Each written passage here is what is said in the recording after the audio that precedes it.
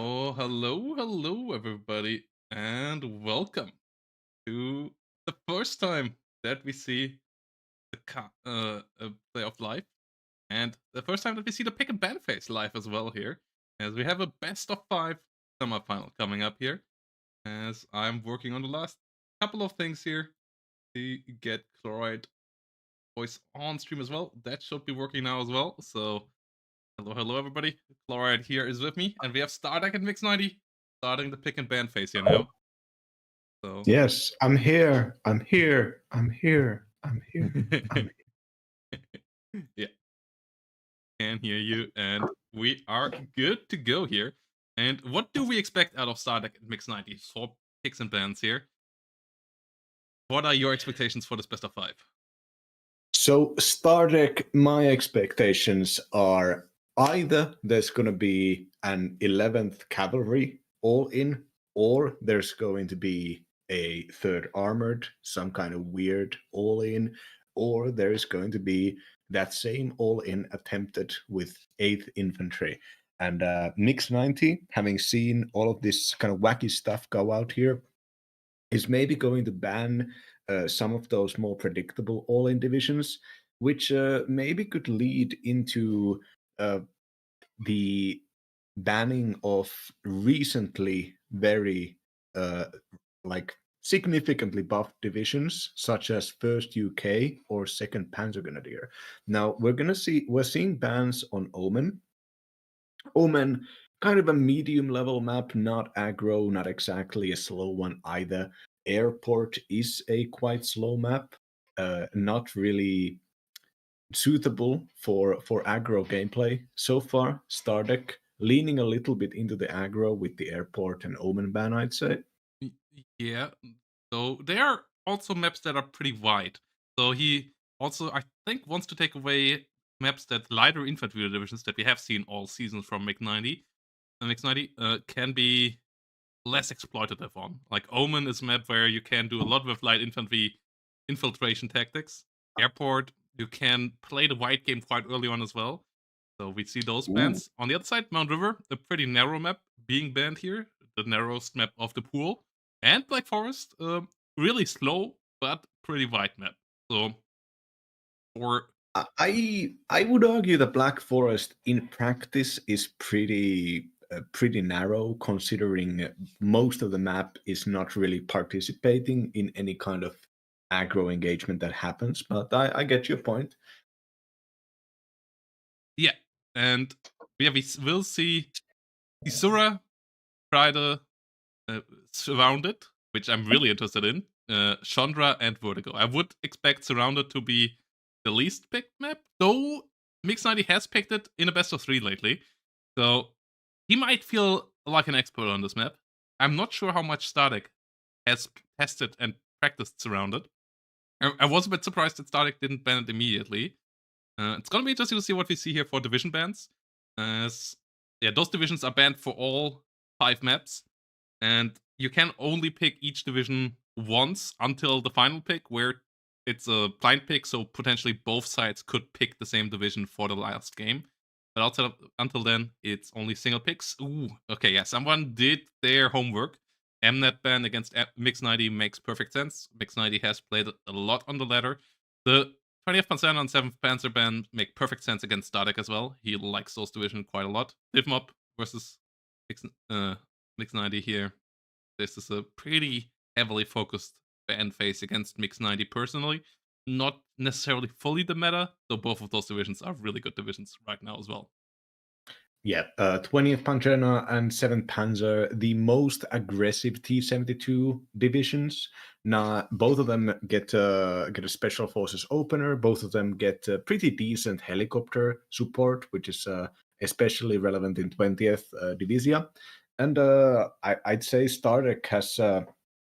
We see a Corpus ban come. What do you think about the Corpus Desantovi ban for Mix 90 or That against Mix 90? division has been buffed quite a lot. And it might be down to him knowing what Mix 90 can do with it. Because I talked with Mix 90 in some chats lately, because I also feel like we might have overbuffed Corpus, at least, especially in some matchups. And Starek is picking first here, and he might be picking something that he knows Corpus is good at for Kreider. And I feel like that might be a Kreider specific ban here for the first map and for his first pick. He will be first picking twice, so it's just like Mike Mix 90 will be. So if he knows that he wants to first pick a division that Corpus Tetrandovy is especially good at, which are mostly lighter infantry divisions, then this might make sense. Against 11th, I'm not so sure. That's a really classic Static divisions. We all know how he loves his OH-58s with their Hellfire missiles. So yeah, that is a pretty And the Stinger missiles. yeah, that's a good pick there. The 5th Panzer, I'm a bit surprised by the 5th Panzer ban there. We haven't seen Static much on that division as of late. Like, that seemed more like a random ban into the ether from Mix 90 instead of a, yeah, standard 11th Armored. Like, would have expected that as the third ban here. 5th Panzer, maybe he has not more knowledge than we do. And I'm really interested to see what Mix 90 is going to pick here as the counter pick against 11th. Oh! What? This is a Mix 90 special here. 152nd Infantry as the first matchup on Kreider. I'm already really hyped for this game number 1. Mix I 90 is can't delivering. I can't believe it's happening. The 152nd competitive meta. It's real. It's potential. Wow. What? I mean, yeah. I mean, we know it's Kreider white map, 11th horse, all in map. So being able to both have those great Apilas equipped infantry units hold crucial moments, and then also be able to spam stuff all around the map early on with the helicopter support and the cheap air support. Yeah, could be a counter. I don't know if it's a hard counter, but could be a counter. Yeah, 152nd E here. It's also one of really fitting into the Mix 90 lane of doing things right now, of picking mostly infantry divisions. Okay, Spanish make perfect sense as well. Chandra is not an infantry map.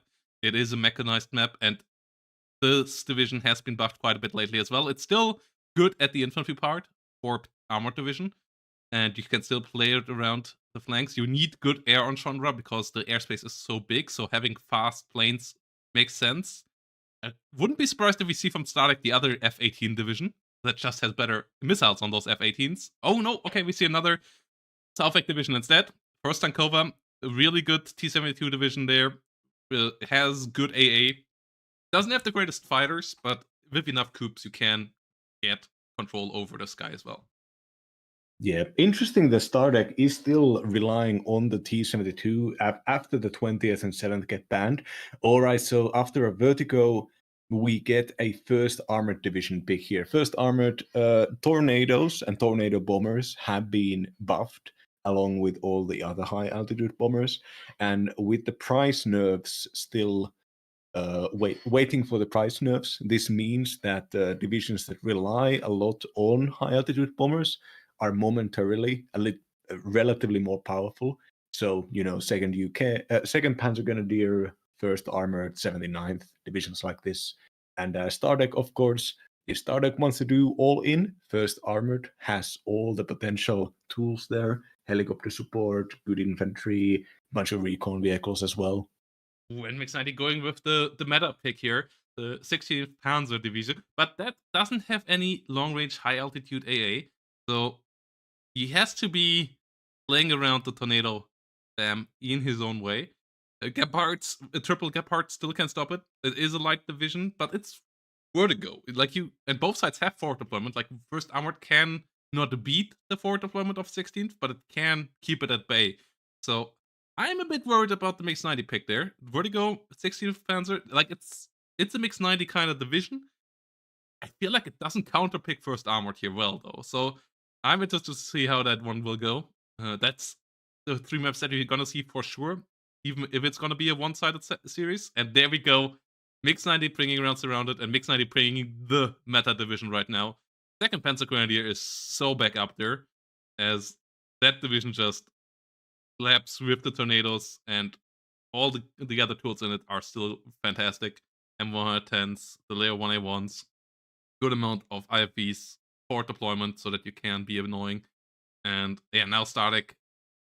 I'm not even sure how you counter surrounded second Panzer Grenadier. Yeah, I I guess gotta say it's I agree with you on the 16th Panzer. I'm very excited to see Mix 90 do 16th against First Armored, but it really does seem like First Armored is actually the hard counter to 16th and not the other way around. Especially on a map like Vertigo, where you're forced into very predictable locations. I think First Armored just has way too easy of a way of getting into the mid game and having both better anti-air and better planes and better tanks too easy for First Armor to outscale 16th. So 16th has to just do like way more aggro than usual, and 16th also already has to do a lot of aggro. yeah. And it seems like Stardeck is taking his time here, considering what to pick as the final division, division counter pick here. Afterwards, we're gonna get the final map, which is going to be Izura. So if it goes to game number 5, the decider will be on Izura. And then both will do a blind pick here. That's the special part of the final pick. It is a blind pick here in this Ooh. right mech or C-Mech. Okay, wanting to play real quick there, it seems, on Surrounded. Because, yeah, you can use the T-55s to be annoying on the flanks. You have good infantry. You can use the air tap of 4th nowadays quite well for bombing as well. And yeah, now we're gonna get into the final blind pick where both sides pick at the same time. I'm really interested to see what we get here as the hidden pick out of both players as well. If we see like that is another level of mind games that you have to play there. Really considering what is the best pick and what might the other side pick and what is the best pick against that. Not just picking the perfect division for the map, but also taking the perfect division for the map depending on what you think the enemy thinks that is. Yeah, I mean, Forge Mech, if you want to have your combined arms earlier than second Panzer Grenadier, Mech might be one of the only legitimate contenders there. But the problem is that like Forge Mech just has to win in the early game. They really cannot, especially not on a map like Surrounded, where you don't really get the wide front lines, and the tank support is so easy to manifest there if you have any kind of infantry hold over the plateau. So I really can't see the Leopard 2s having to push into dangerous situations like they would in other maps. So Forge Mech just is donating second Panzer Grenadier a safe and slow game, which I'm sure second Panzer Grenadier is happy to play. But of course, if Stardeck has something in stock, if Stardeck has a combination of units that overperforms in the opener, who knows? I'm not saying it's not going to work out. Okay, I'm just saying it's quite weird. we have a pick here locked in. We waiting for Stardeck's pick. Okay, both sides picked. Oh, and we're in for a juicy one for the final game. I really want to see Game 5 now because Oh, 24th is a mixed 90 special division. It was the division that he made himself big with in the community. And it is a bit back. It got buffed a bit over time and is in a solid spot again. And on the other side, we have the division that started on the lowest of the Norfolk divisions, and it got buffed and buffed and buffed again now with the latest patch. I'm really looking to see Stardeck's take on 4th Armored. Oh, this is a juicy one. Now I really want a Game 5. I'm excited for this. This should be some fantastic games. You start on Gridle with a wild mix 91 52nd counter pick into 11th Armored. Then we're gonna go to Chandra, where we have Division Brunet counterpick by some T-72 action of First Ankova, and that's gonna be annoying for the MX-13 30s. Then we have Vertigo, where we see 16th Panzer Division counterpicking First Armored, which still looks a bit weird. We're gonna see what Mix 90's game plan there is. Surrounded with 4th ZMAC picked into the 2nd Panzer Grenadier of Mix 90, and that one looks on paper like a clean game for Mix 90, but we know Stardeck is good with divisions like this. We know he has weird openers at hand, and I'm pretty sure that won't be a normal game if we get to Surrounded. And then for map number 5, for game 5, 24th versus 4th Armored on Izura. I'm really excited for this series. This is a semifinal like they are supposed to be. Really cool divisions, and two players that are absolutely on the top of their skill at the moment. Let's get ready for Kreider and 11th Armored yeah. versus 152nd. I believe it was one Mr. Protos Zocker who claimed that Fourth Division was an S tier division, and I, for one, have always believed him. Fourth division. What do you mean? Fourth Mech. Fourth armored division. You mean? No, fourth Schmeck the Polish. Oh, the fourth Polish. Yeah, the fourth Polish is good. The fourth Polish is really good. Because I have high praises for fourth armored on the new patch as well. I don't think it's that amazing yet, and I'm a bit surprised by Stardeck picking it, but I believe it has, like, it's not a stupid pick anymore, like it would have been on previous patches. There is something to fourth armored now, and I'm pretty excited to see that.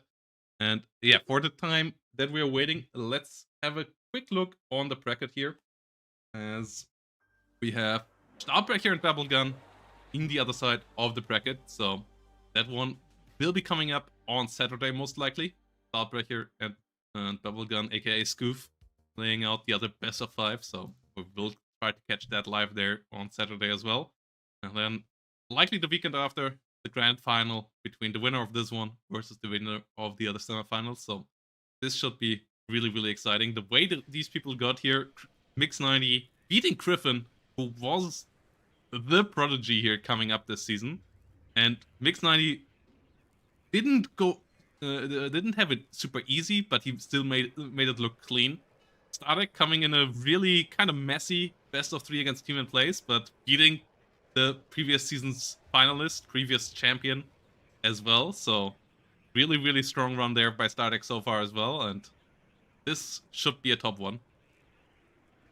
Yeah, I'd say that I think it's pretty risky for Mix90 if the first game goes badly, and I'm not saying it's gonna, but if Stardeck's plans and Stardeck's kind of standard star decking around with the 11th horse, if that's gonna go too well, there's gonna be 2 games where Stardeck has the technological advantage just enough to be a huge problem. The first Tankova against Brunette. Of course, Brunette has been buffed here and it still has a very powerful air tab, which first Tankova does not have. But the standard T72 fighting line against the AMX30 TOL2 combo is just suboptimal, and if somebody can know how to concentrate those attacks to prevent that slow buildup of ATGMs, Stardeck can.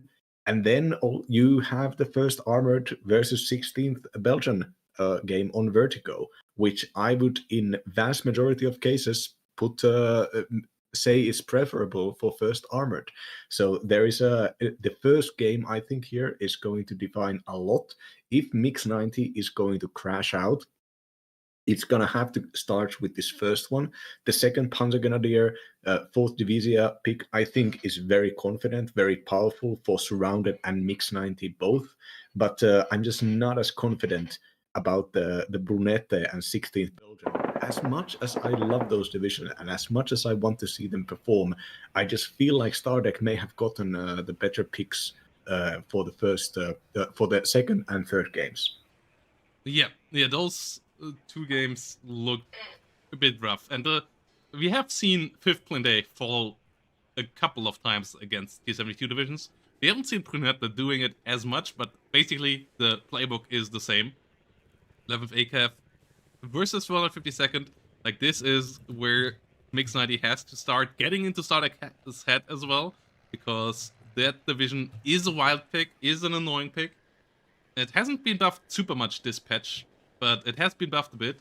And before we jump in, guys, whilst we still have the time to making a shout out to it, before the action goes really odd, a quick shout out to the Matcherino page, where you guys can help out funding the prize pool of this tournament, and we already are up to $665, meaning that both these semifinalists bringing us over the stretch goals are already in the money, but obviously, if they get into the final, they're good bit further into the money already, so they really want to make that work here, and you can support them getting even a bit more here. Every claim code here adds a couple of cents to the prize pool of either of these players, no matter where they land in the end. So if you want to support them here and give them something back for the amazing games that they already played and going to play for us, yeah, click the link, click the claim code button, or if you want to go the extra mile, click the contribute button and add money to the prize pool directly.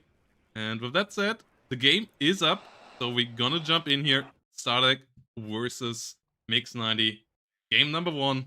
As we are on the beautiful, beautiful map of Grydom. And yeah, this should be a hell of a game. And for the first time this season, as we for the first time this season actually catch some games live, you guys on Twitch can also do the gamble rule. So who will win game number 1, guys? Will it be Stardeck on the 11th ACAF, or will it be Mix 90 on the 152nd Infantry Division? The Let's get Nemesis 2.0. Oh, how horrible that was. So I'm gonna start out here with a pretty solid and easy, reliable, let's say 30,000 point bet. Wait, no, Protoss, the bet disappeared. I What's know, going on? it was too short. And yeah, will it be Stardeck with 11th ACAF? Will it be the beautiful Mix 90 with 152nd Infantry? Now we go with a good bit better prediction. Gonna end it once the game starts. And you can now gamble your points away, everybody. As these two This is like the Eurovision voting once again. starting up the setup here. OH-58 S's coming up. We have some iHawks, we have some dismounted troopers, couple of 50 cults coming in. This classic Stardeck opener with 11 ACAF. We haven't seen a good couple of times. Always an M1A1 in there. We don't have any little small ATGM helicopters yet. So it seems like he doesn't want to bring them. Makes sense because we have commander layers on the other side. So those are AA vehicles as your basic transport for your Special Forces recon or Special Forces infantry. And so that is a bit risky with 4 hit point helicopters. And yeah, that's the only thing we really see from Mix 90 so far. A bit of recon around that. 2 ATGM vehicles. It's going to be interesting to see what else he's going to bring. Is he going to go heavy into air? Is he going to spam infantry into Bravo? Is he trying to play around the Delta Golf Foxtrot triangle? It's really interesting. Like, he is the one that has to make the move. 11th ACAF wins if this goes normal, but 152nd has ways to make it weird. Yeah, I have a feeling that the Bravo fights and Golf fights, these close infantry engagements, are pretty much where 152nd gets an absolute advantage. Also, the close defense of Foxtrot, defending against units moving via that highway, can also be done pretty solidly with good infantry. Now, we're seeing Mix 90 open with a lot of these very cheap 35-point Milan 1 Jeeps. Now, we've seen this before in our last casts, and they're 35-point Milan Jeeps. There's nothing to complain about that. They got 4 shots, so after the first minute, you probably want to buy some supply for them. But otherwise, they do their job. They impose fire control better than a lot of stuff. And if they get a single just side shot hit, or if they can catch out an enemy more expensive unit such as Bradley and stun them down with like 2 or 3 missiles coming at once, suddenly that engagement can become very valuable. Now the problem is that they alone are not enough. There needs to be some kind of a front line, some kind of a fighting line, and even though the Commando de l'Air are doing an aggro play around Bravo. Okay, now we're actually seeing a bunch of stuff, including Marsuin Marines, a leader, and 2 AML-90 tanks, and a Marsuin Eclaireur, all going in on Bravo. So this is a full-on operation at Bravo with a kind of a very okay. So Mix 90 changing the plan a little bit. There is a pretty significant takeover of the crossroad region with barely anything going into Gulf. So this is Mix 90 predicting against 2 of the most popular 11th horse all-in openers. The most popular, I believe, is going just the highway from Delta to Foxtrot. You drive in, you got all your recon tanks. Second one is to go Charlie and Bravo with a little bit more passivity. So the forward deployment tanks and forward deployment vehicles can engage preferentially against the enemy who's going to attack either Charlie or Bravo. And the more passive deployment from Stardeck, going by the name of Dekel here, is not going to try to attack anything specifically, but all the infantry and the 50 cals are going to try to put themselves around Charlie. So is expecting a larger push of infantry into Charlie, and with only the tank and only the Humvee AGL going at Bravo, this might actually be a little bit of a waste of resources from Stardeck. Stardeck might be contributing the forward deployment recon tank into Bravo without proper infantry to actually help it push anything. Yeah, that M1A1 ACAF positioning is odd, as he has one LRS squad with it, and there are annoying amounts of ATGMs on the other side that might be able to stop the M1A1 to move from Charlie anywhere close towards Echo, towards Foxtrot, around the rear towards Bravo. So obviously you can move the road south to Bravo with it. When we have a second M1A1 ACAF, so double M1A1 ACAF opener here, both of the heavy American recon tanks have been deployed here, trying to go in front of the grind from the get-go. We know that Stardeck likes those tanks a lot, and yeah, Mix 90 here with a pretty classic approach for the infantry division. Winning Bravo, securing Golf, getting the tick. Basically seems to be the way here. Yeah, the Commander de Lair get into a position. Oh no, they unloaded so early now that the ACAV actually can spot them and start shooting at them.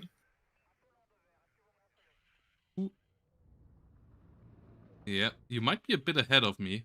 I'm at 39.2. I'm at 0727. Okay. Oh yeah, I'm at 2840. I'm just gonna sit here for a second. Tell me when you went at 38.40. 38. No. 38, 38, 38, 35. As we have OH58s coming around. Issues that we didn't have in a while because we haven't covered live games in a while, but this is always exciting. I was live, okay. VIB coming around. Gets shut down immediately. Command Lair getting hit there. And the Command Lair in the south making it in is pretty big. M1A1 ACAF moving around. And yeah, it's in the forest. It's beating the 50 cal. It's not clean, but there is nothing currently to beat it. The scouts aren't going to be able to stop that Command Lair. So the M1A1 ACAF there basically has to retreat. Doesn't want to get hit by those wasps. It can be hit by them frontally, but Bravo is basically lost for Stardeck, meaning that Stardeck now has to figure out a way of either getting back in there or figuring out a way how to win the Foxtrot fight in the long run. And until then, Mix 90 can just flood the map here in cheap stuff.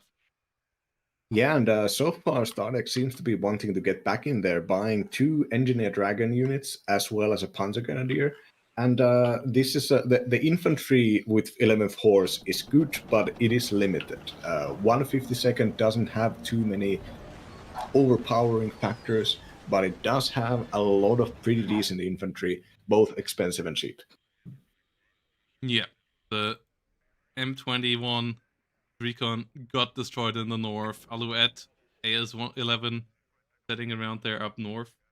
As we have a decent amount of annoying units sitting around there. A couple of special forces. One of the issues of 152nd is that it can't replace some of those special units once it started losing them. Like, it has a bunch of really key units like the Mephistos, like the Commander Lair, that once they go down, it can only bring the Wish version of it with like some cheap Milan launchers or some cheap reservist infantry, and it can't bring another high quality unit. It only has one row of high quality and then it has to go spam on reserved stuff. But that can work out. We have Mix 90 infiltrating deep in the north, and yeah, 11th ACAF is the complete opposite. It's quality all the game through, but it has to pay for that quality at any single given point. It can't go the cheap way out. And that is always a bit of an issue of 11th ACAF. But so far, Stardeck has kept the important units alive. None of the M1A1 ACAFs have gotten close to dying. The OH-58s, 2 of them have gone down, but in general, this is a pretty nice spot. Yeah, Mix 90 going in here and trying to fight for that air supremacy with 2 Mirage 3s, which are some of the, I believe, the cheapest fighters. Not the cheapest fighters, but cheapest real fighters. We don't count the Crusaders here. The Crusaders are basically like gunfighters, older generation. Mirage 3 still has a single long-range missile.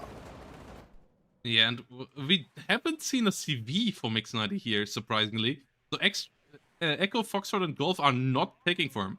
And yeah, he is buying more and more planes. Those coming out now.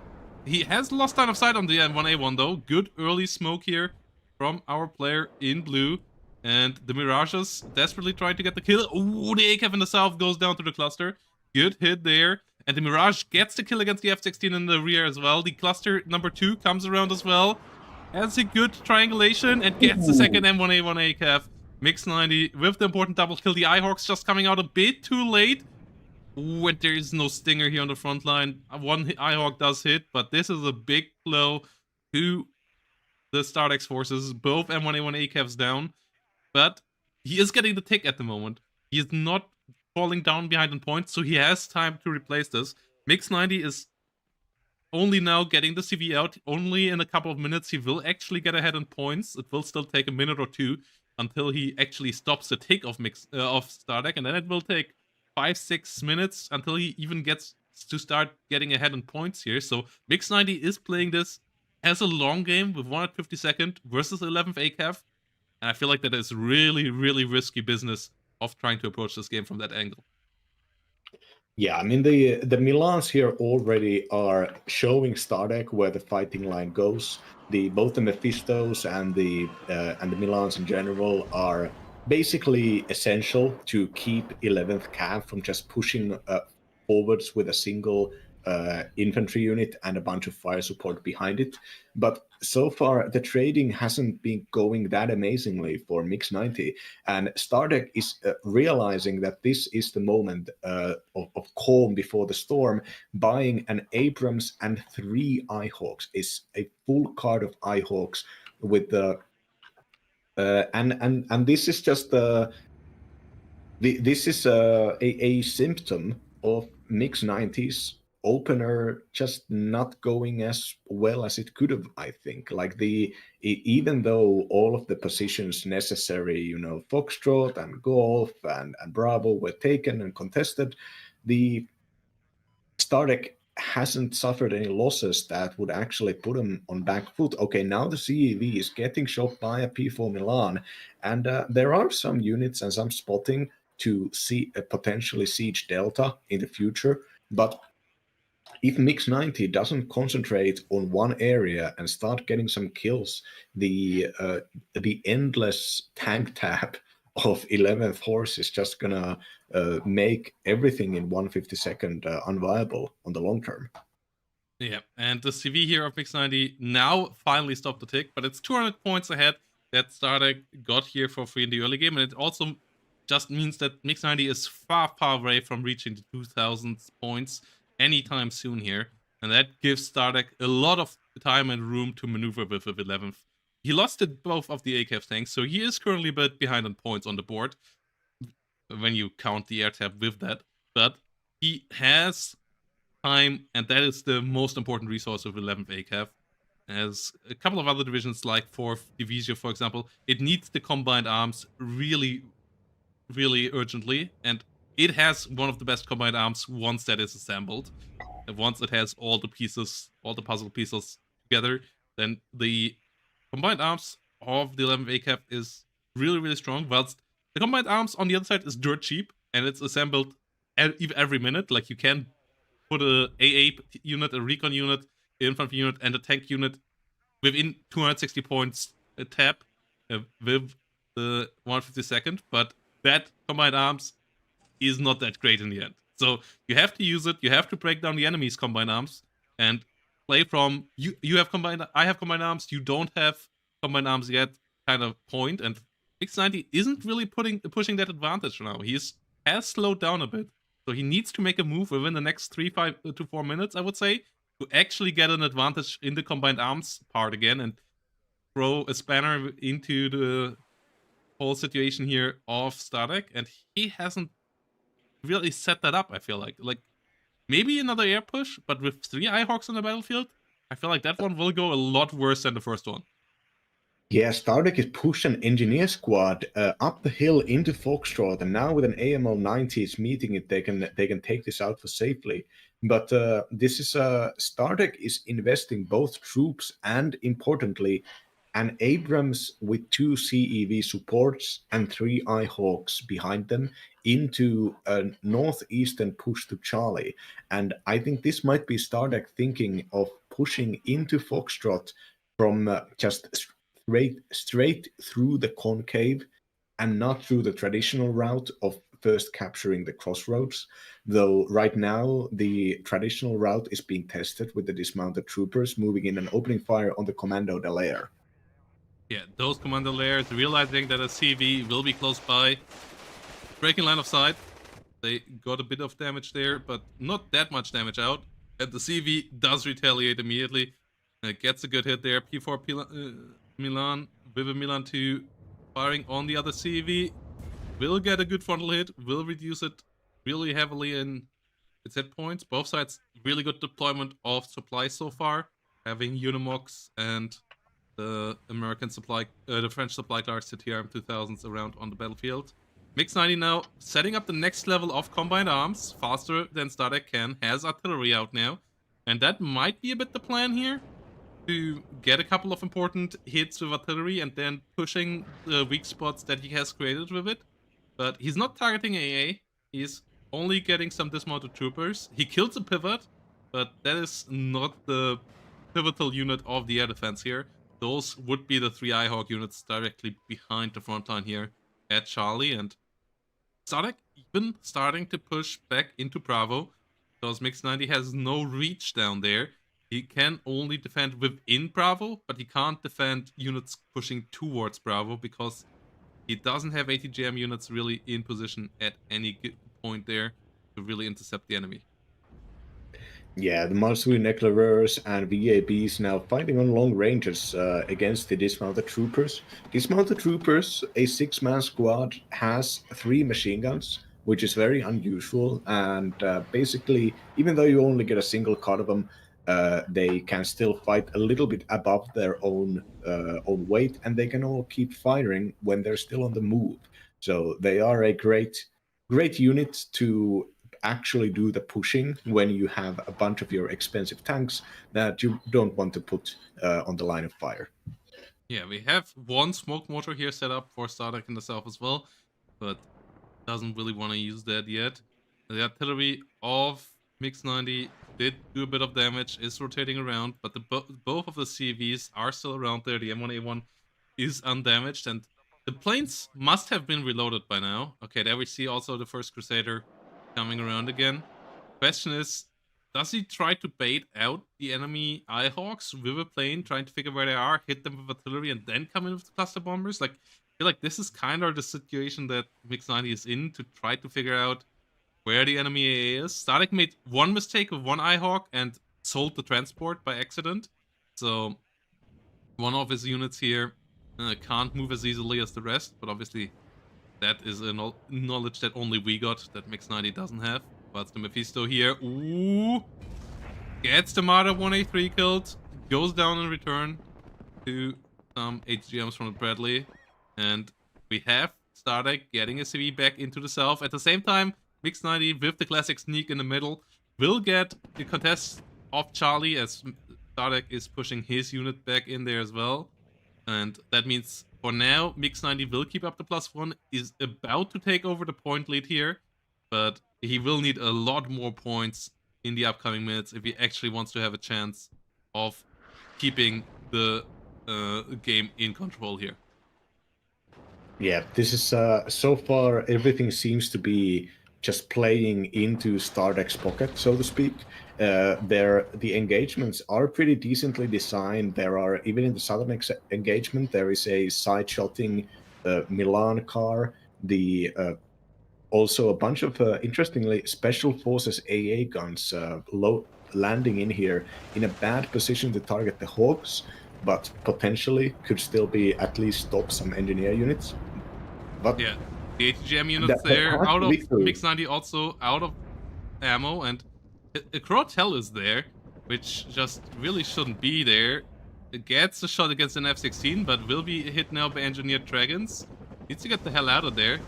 Hasn't done so yet, so the Cerberus helping out, and yeah, more Masserine coming around. The F8 Corsairs getting some fights, but currently only Mix 90's units dying. The Hogs doing a good job. Crotel not getting into any good line of fire here. As the Engineer Dragon coming around finally gets a Hog shut down. Second Hog still around. Bradley flanking around the north. We have the Superton Darts doing their cluster runs. Missing! But one of them goes down. One of them does hit the wrong spot. The M1A1 CV has pushed forward. A CV goes down to it, but that's not a worthwhile trade for one of those Superton Darts. One of your best and most important units to deal with the enemy heavy armor. Mephisto likely gonna win the fight against the Bradley if Stardeck doesn't see it and smoke it off. Realizing it too late. Realizing he doesn't have smoke anymore, actually. Losing the Recon Bradley. If he loses the M1A1 in Bravo, this actually might still work out for Mix 90, and Mix 90 has a lot of Apilas units actually just coming in here. Masserines with Apilas. That's just the first card line of infantry that you get. One card of the normal Masserines, one card of the Apilas moving around here. We get some good infantry. Ooh, but the A10HE with a perfect positioning hit here. Crotel not around anymore. Crusader AA desperately trying to get on target, but there is an F-16 here as well. The Crusader gets a good run, gets one missile hit, but oh, assists the kill on it. I believe the Cerberus actually has finished it off there. So the A10 trading there, gets a decent bombing run, but good dodges there from Mix 90 as well. Keeps the Masserines alive, and this is a super high intention warfare here around this point. Not a lot of action going around the rest of the map, but even there, Mix 90 is probing a bit with an AML 90, is getting some shots out of it against some of the support units of Stardeck up there, and he is back into the point. He is somehow holding on. Stardeck has to get the M1A1 out there. He can't front those Apilas infantry units coming in. He has to give up on his infantry in that point. He is still getting taps. He is still getting kills, but it seems like Mix 90 is at least keeping the point, the part of the forest alive, and gets a side shot against an M1A1. Oh, this is Dude. actually 152nd special Mix 90 play here. Yeah, I mean, I was just before this engagement, I was going to say I'm not really seeing any potential win condition for Mix 90, except just continuing to do good trades under bad conditions. But but after this engagement, and once again here, this is not anything that artillery and a few mortars and few tanks cannot deal with. The point is Stardeck going to be able to get all of that stuff out without also leaving other gaps in his defenses. Artillery coming in for the M1A1. Stardeck will have to be careful here. Will have to leave the point. Will have to leave it back to +2 for Mix 90 here. As he can't just sit there and take the fire when Apilases are closing in on minutes as well. Apilas is missing against the pivot, so he will be able to evacuate that one out of there as well. Dismounted troopers have arrived here as reinforcements, but there are a lot of ATGMs around as well. And lately, the trade's not going in Stardeck's favor. He is still getting kills, but it's mostly on VABs and a couple of unimportant ATGM carriers. Like, that's the power of 152nd. It has a lot of bullshit to throw around and just let die. And the Masserine Apilas here, getting the kill against the pivot now. Can disengage now, down the hill. Good movement there from Mix 90. He'll try to rotate them around without getting shot further by the 50 cal. And has his own Cerberus now, lighting up the dismounted troopers. Damage on that unit still great, especially when it comes to the stressed power. Luckily, we got a patch that stopped those from just instantly deleting infantry, but the dismounted troopers here still routed, still pushed back. Yeah, this is looking at the positions on other sides. If these next engagements keep going well, if Stardeck doesn't actually get back into Bravo in any real way, there are. I think Stardeck is probably going to be probably gonna want to use all of those units north of Charlie and in the middle in general to start another engagement. And whether that engagement is going to go northeast or east or even just south, that's its own question. But this is these bad trades. 11th horse more than a lot of other divisions, it's very easy to start snowballing into bad trades. And the Panzermercer here is a nice tactical tool, but you cannot just rely on a Panzermercer smoke coverage for you to contest Bravo if your enemy is going to build up just more and more and more And yeah, stuff. great usage there of Mix 90 with the Masserine getting the CEV that was hiding behind the smoke, hiding away from the ATGMs, but an Apilas can just push through there, take a shot, and kill your unit. The M1A1 here is still under artillery fire as well, and only now Stardeck is able to get his own artillery, M109s, onto the battlefield. Could be annoying with counter battery if he gets a good force salvo that could really make this rough for Mix 90, but Mix 90 so far has been diligent, has moved around his artillery and loaded them back up after every salvo, so it doesn't seem like there's anything there. Now he is prolonging the smoke that Sadek has set up to get his Masserines into the other forest potentially, and Sadek's infantry is not numerous and not strong enough to face those endless numbers of French infantry forever.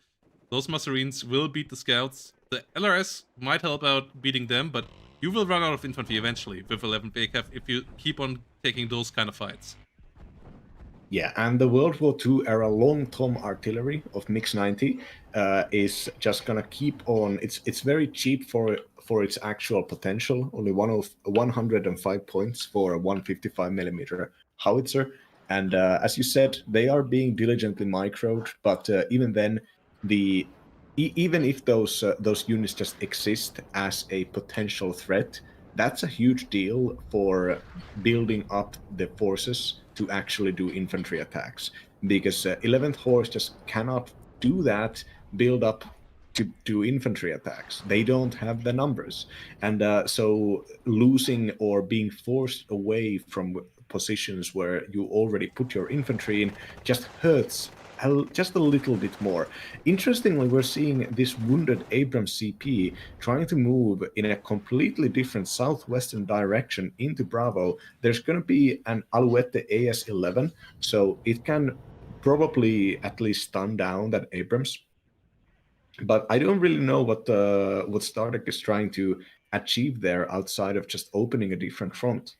I think that he wants to use the more open space and maybe even threaten towards the rear, but he needs to get air dominance for that.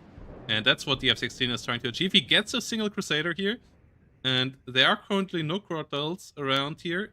Mix 90 is bringing a P4 Milan into the south to protect against any far along the line flankers, but Stardeck, with the Ihawks, with good F-16 micro lately, has gotten a decent control of the air now.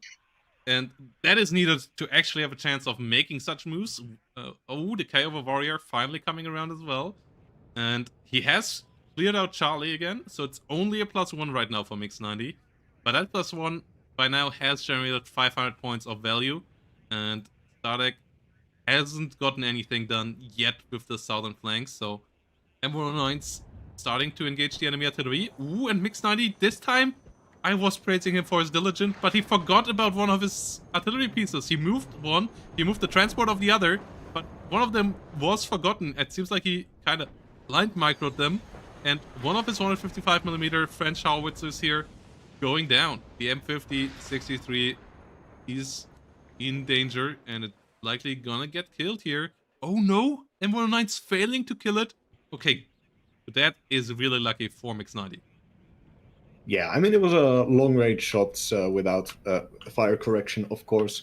Now, the incursions on south have been stopped here. There's a VAP Milan, there's a There are reserve Eclair units more than enough to stop that incursion.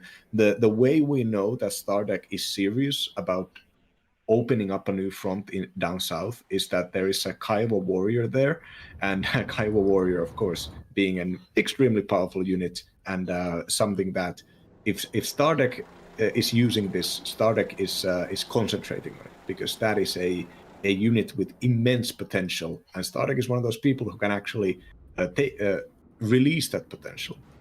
Yeah, the Kiowa warrior here taking out one little recon vehicle already, trying to find more without running into a Croatel, without running into any other AA guns, like a couple of its of its helicopter friends the Hawks have run into. Another one of these Hawks is coming in right now.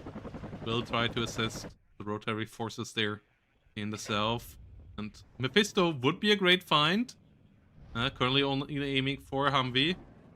Mephisto not spotted quite yet and gets a P4 Milan. I'm not sure if it doesn't seem to be able to see the Mephisto, or at least I don't think it aimed for it. It might be able to find it though. And it will reload here in a second. The Cavs helping out, dealing with the Cerberus, getting that killed. So the Kiowa is going to stay safe. One more Cerberus got killed by the M109s, and Dalek currently is the only one getting killed. The question is, does 152nd really care about losing a couple units per minute? Because they can replace them with even more spammy units per minute. And at some point, it will become an issue of just can Stardeck chew through the enemy here. Mirages coming around. The Eyehawks still really defensively deployed here by Stardeck, but they are now in range, but the A10 gets found. F-16 seat trying to retaliate. The Eyehawks not having the best of shots, one of them out of ammo. And the seaplane comes around to try to find the Croatel, but both Mirages getting out alive. Ah, Stardeck never lucky right now. His CV maybe should have moved back towards the two Eyehawks. He had that set up earlier, but he is too worried about Charlie getting captured when his CV is not in there right now to do that.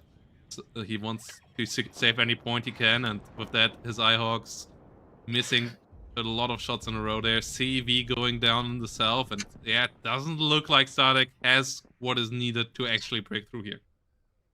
Yeah, I mean, this is like Mix 90 has basically just turtled. Like at this point, Mix 90 realized that as long as you hold the Golf and you hold the Bravo, Golf can only be contested with a lot of infantry, so that is automatically goes for 152nd, and Bravo. So if you just win Bravo and occasionally keep enough control that you can send in leader units into the ridge at the middle point of Charlie, then you can slowly tick away. And it does take a lot of confidence and a lot of competence in the early game to dodge the very high-tech and very opener-centric 11th horse gameplay, especially coming from Stardeck. And I'm still not saying that it's impossible for Stardeck to come back to this, but Mix 90, like at this point of the game, like Stardeck cannot do infantry attacks. There's probably an under 10 number of infantry units left in the deck. Yeah, but he is aiming for an interesting spot right now. He is targeting Milan 2s between Foxtrot and Echo, and he's killing both of them. Can he get forces in there is the question. He has not that much set up. He is rotating a CV around. He is getting his own CV in the south, but no. There is too many Apilas firepower still in that forest. And yeah, I would like to see a charge towards Echo and Foxtrot again. As I feel like he has forced a lot into Bravo. He tried to get some CVs around in the rear, but oh no, M1 CV finally going down, finally gets got. His F-16 that tried to just ambush enemy planes at spawns got shut down earlier. His seed plane now coming around, but the Croatels are getting microed by now by Mix 90. He's not going to lose any more of those to seed. Super Attendant Cluster actually going for the one-on-one here. Oh no, killing the Marder with its drop. And might just still get the F-16 seed on the way out. Not quite, but the seed has to get the hell out of here at the same time. And Stardeck currently not generating enough value here. not having anything that actually can get some good long range shots, and the 152nd play of Mix 90 here working out pretty well so far. Yeah, this is I think especially after seeing how much of Stardeck stuff is upvetted. In general, of course, I am a huge advocate of taking your infantry and your standard tanks at veterancy 1 at the very least. 11th horse cannot actually sustain a late game. Okay, well, Stardeck is saying this game froze for 30 seconds. Karma, probably. But yeah, so taking not having your Panzer Grenadiers or your dismounted troopers or your engineers at 0 vet, not any of those units at 0 vet, is a big hit on your long game, on long-term sustainability. And all these Abramses, even though you get a lot of Abramses with 11th horse, all of these Abramses, even the leaders being brought at veterancy 2, that's a huge signal. Okay, well, not all of them are taken, but that's a big signal. That's a huge red flag for Mix 90, and it reads, "Strike me here. Play slowly. Trade up. I cannot sustain the loss of key frontline units." And this whether it be using all of those planes at the same time, which we love to see, both me and Protoss, huge fans of sending multiple planes at the same time. Only losers send one plane at a time, as we say here.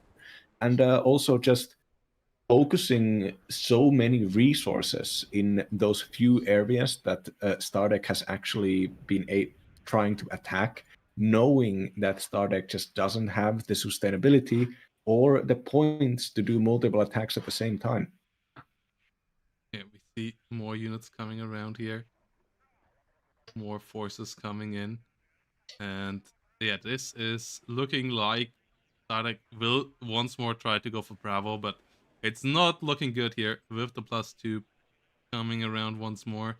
Needs to use artillery here to try to find some kills, but he doesn't have enough armored units around. Like, one way that could work is just trying to kill enough enemy ATGMs, but 152nd has a lot of those, and as long as you don't have air superiority, and he lost that, his Ihawk's out of ammo right now, so he can't even kill the Super Dart as it comes in, and yeah, that's just a massive issue here. His 152nd his 155mm artillery, the M109s here, did a pretty decent job, but the 152nd play here out of Mix 90 is exactly how you want to play that division. It was pretty dicey. Stardeck was once really close to clearing out Bravo, and if that would have happened, Mix 90 would have been in deep shambles, but the Masserine Apilas came in just in time. His cluster bomber attacks weren't the best, but they were just good enough, and yet pushing into Apilas infantry as the 11th ACAF is just an absolute hell.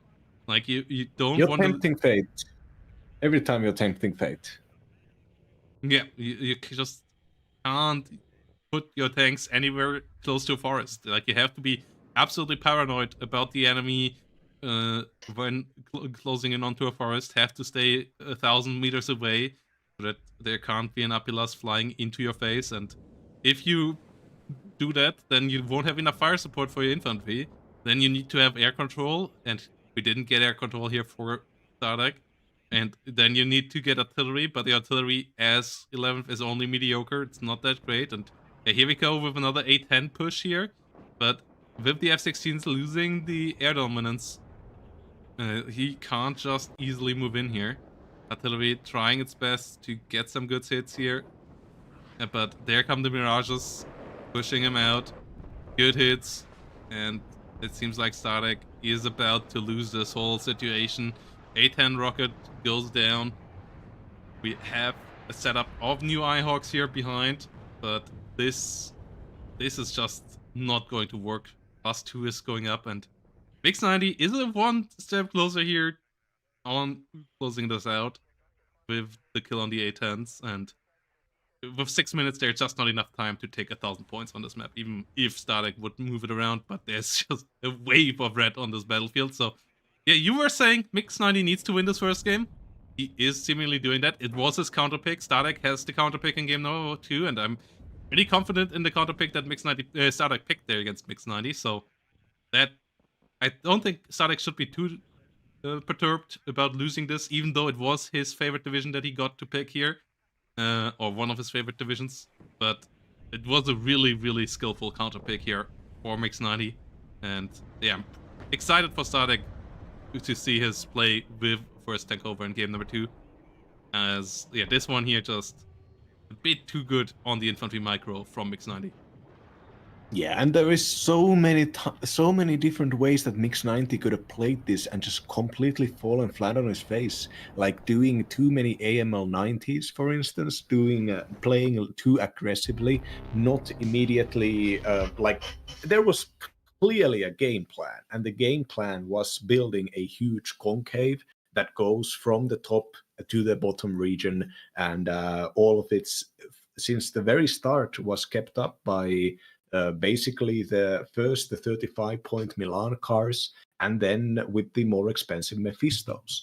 Like Mix90 knew exactly what it was doing, and I think the inherent counter that 152nd has for divisions such as 11th Horse is that being able to occupy so much space inherently threatens the basically the side armor of the Abramses. And a lot of the time, people don't dare to play like that against 11th Horse because these Abramses come with recon deployment, so they get there early. But Mix90 knew what it was doing, knew the positions, and every once in a while you would see Stardeck trying to move up an infantry unit, a vehicle, or whatever on any of the other regions outside of Bravo, and there was always more stuff, a numerical advantage for Mix90, and that couldn't have been achieved by too many other divisions, and especially with the Marsuin Eclaireurs and the Marsuins having the great Apilas 80 weapons, and also being way more powerful than even the standard veterancy infantry of 11th Horse. I get it now. I get the pick, and I won't be playing it myself because 152nd. But big respect to Mix90. Yeah, there was a moment in the early game where it looked really promising for Stardeck. Like, even after the loss of the M1A1 ACAFs, when he went into the push in Bravo, I thought he had that. But the reinforcements and the annoying little ATGM units and so on of the Mix90 just got enough tax on him, getting one side shot against an M1A1, and then a bit of the failure of the Hawks to get some kills delivered to him were for sure annoying for Static as well. But in the end, Mix90 here with a deserved 152nd win, showing us that light infantry is absolutely capable of doing things here. And they are already setting up for the second game, so it shouldn't be all that long before we get the second match. Just enough time for you guys to get over to Matcherino and set up the little click code button. Thanks to David here for coming along. Everybody else can join David here and spending a bit of money. No, not spending a bit of money, but if you want to do that, you can do that as well. If you want to support all of this action a bit more on the back end, becoming a Twitch member or a YouTube channel member helps out a long way as well. And yeah, if you want to help out without paying anything yourself, but adding money to the prize pool, you can do so via the claim code button up here. Just clicking that will add 25 cents to the prize pool without any expense on your end. And yeah, let's get ready for this game number 2, which will be Chandra. A really, really slow map. Similarly wide, but pretty slow. And it will have Mix90 as brunette, and it will have Stardeck as first Tankova. Stardeck really good for T72 divisions, so I'm excited for the Tankova pick here. I'm excited to see how he approaches that. As I said, I want to see the map number 5 game, so I'm kind of cheering for Stardeck here, just so that we get to an equal score and have a higher chance of making it all the way to game 5. Also, it's his counter pick to work now, so all of that is going to be interesting. I'm also interested to see what kind of opener Mix90 is bringing with Brunette, though. Is it going to be basic, or is he having something specially Spanish up his sleeve? Yeah, on Kryde, the Bravo region as well as the northern region of Gulf, those both are like designated into a certain kind of opener or certain type of gameplay.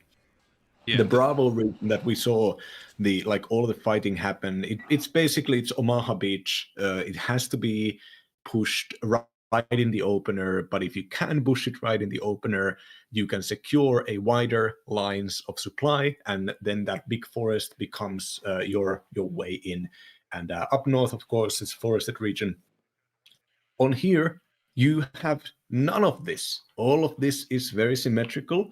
The zones are have either few buildings in them or are like semi-urban, meaning that infantry can kind of lurk in them or enter them stealthily. I would say that this is a heavily Stardeck favored matchup. The first Tankoba does have a decent infantry tab, considering they are the Czechoslovakians, and Czechoslovakians get decent infantry. They get recon BMP2s, the BVP2 Pruskumnici that we're seeing, which is a classic packed opener unit. You bring it at veteran C1 to actually make it capable of winning fights.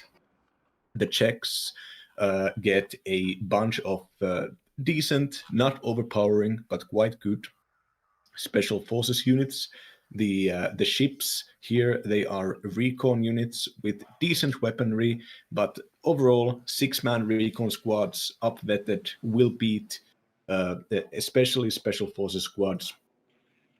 They are they can fight off even larger units. They can't really fight a dedicated forward deployment opener, but of course the Spanish don't really get that. And standard motostrategy have 2 medium machine guns with the 7-man infantry squad. You're not paying extra for any overpowered AT weapons either. So all of your points can go into those precious T-72s. The T-72M E2 is the cheapest one, where it's only 15 armor and does not have a smoke. The E3 variant is the same, but it does have a smoke.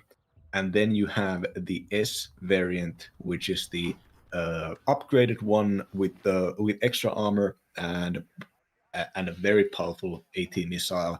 But even the standard T-72ME2 variant completely overpowers everything that the Spanish have on offer.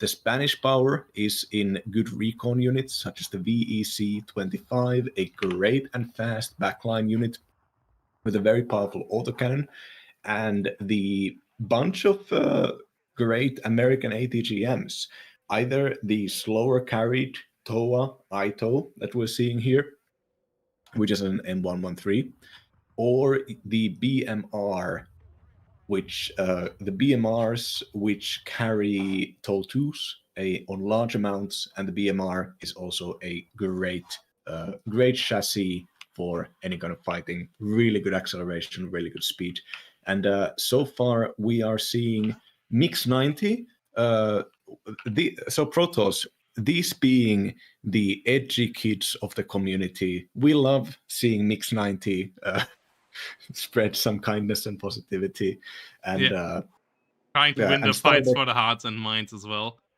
And Yeah, you don't want to get into the Icarus point of angering Protoss too many times. and But Stardeck here is doing a relatively standard mechanized opener with 4 different special forces recon units in the southern middle area. So that is where most of the resources are going for the Czechoslovaks. Whereas Mix 90 is going to try to get into Bravo, I think. Very passive deployment everywhere no, else. he's actually, I think, trying to get into Charlie. He's playing he's playing quite a lot of units here to the forward deployment of Gulf, and that's also where he has his most recon. Like he has some Oh yeah, no, VEC, that's a recon helicopter. Yeah. and he I has a was recon AMX-30 there as well. He is spreading out quite widely though. Like this is not a focused Mix 90 here. Like this is some Mix 90 who wants to play the long game. It feels like, because he's also spreading out an AMX-30 into the south, And or like I guess he might just try to attack the whole center, but I have no idea how that is supposed to work out when there is three T-72s on the other side. It's down to two T-72s, but it's four infantry BMP-1s instead. We have the amazing Recon Swatava here as well. One of my favorite recon units in the game. It has exceptional optics. That is always massive for a recon vehicle. It has a gun that can beat the living hell out of small little recon vehicles as well on a decent range. And then it has an ATGM that gives it more touching distance than any of the lighter recon vehicles has on the other divisions, so that it actually can kill something like a VEC 25 without even having to get into its gun range, and can hurt AMX 30 EM1 pretty decently as well. So all of that on top of the exceptional optics, having smoke and all, I love the Swatava, and that should give Stardeck some good flanking. Like, yeah, mixed 90s opener here seems weird, and I'm a bit worried for him. And I feel like Stardeck has the perfect I just gonna bunker down on and hunker down around Bravo kind of approach to this. Because mixed 90 will need great micro to get any value out of this push, in my eyes.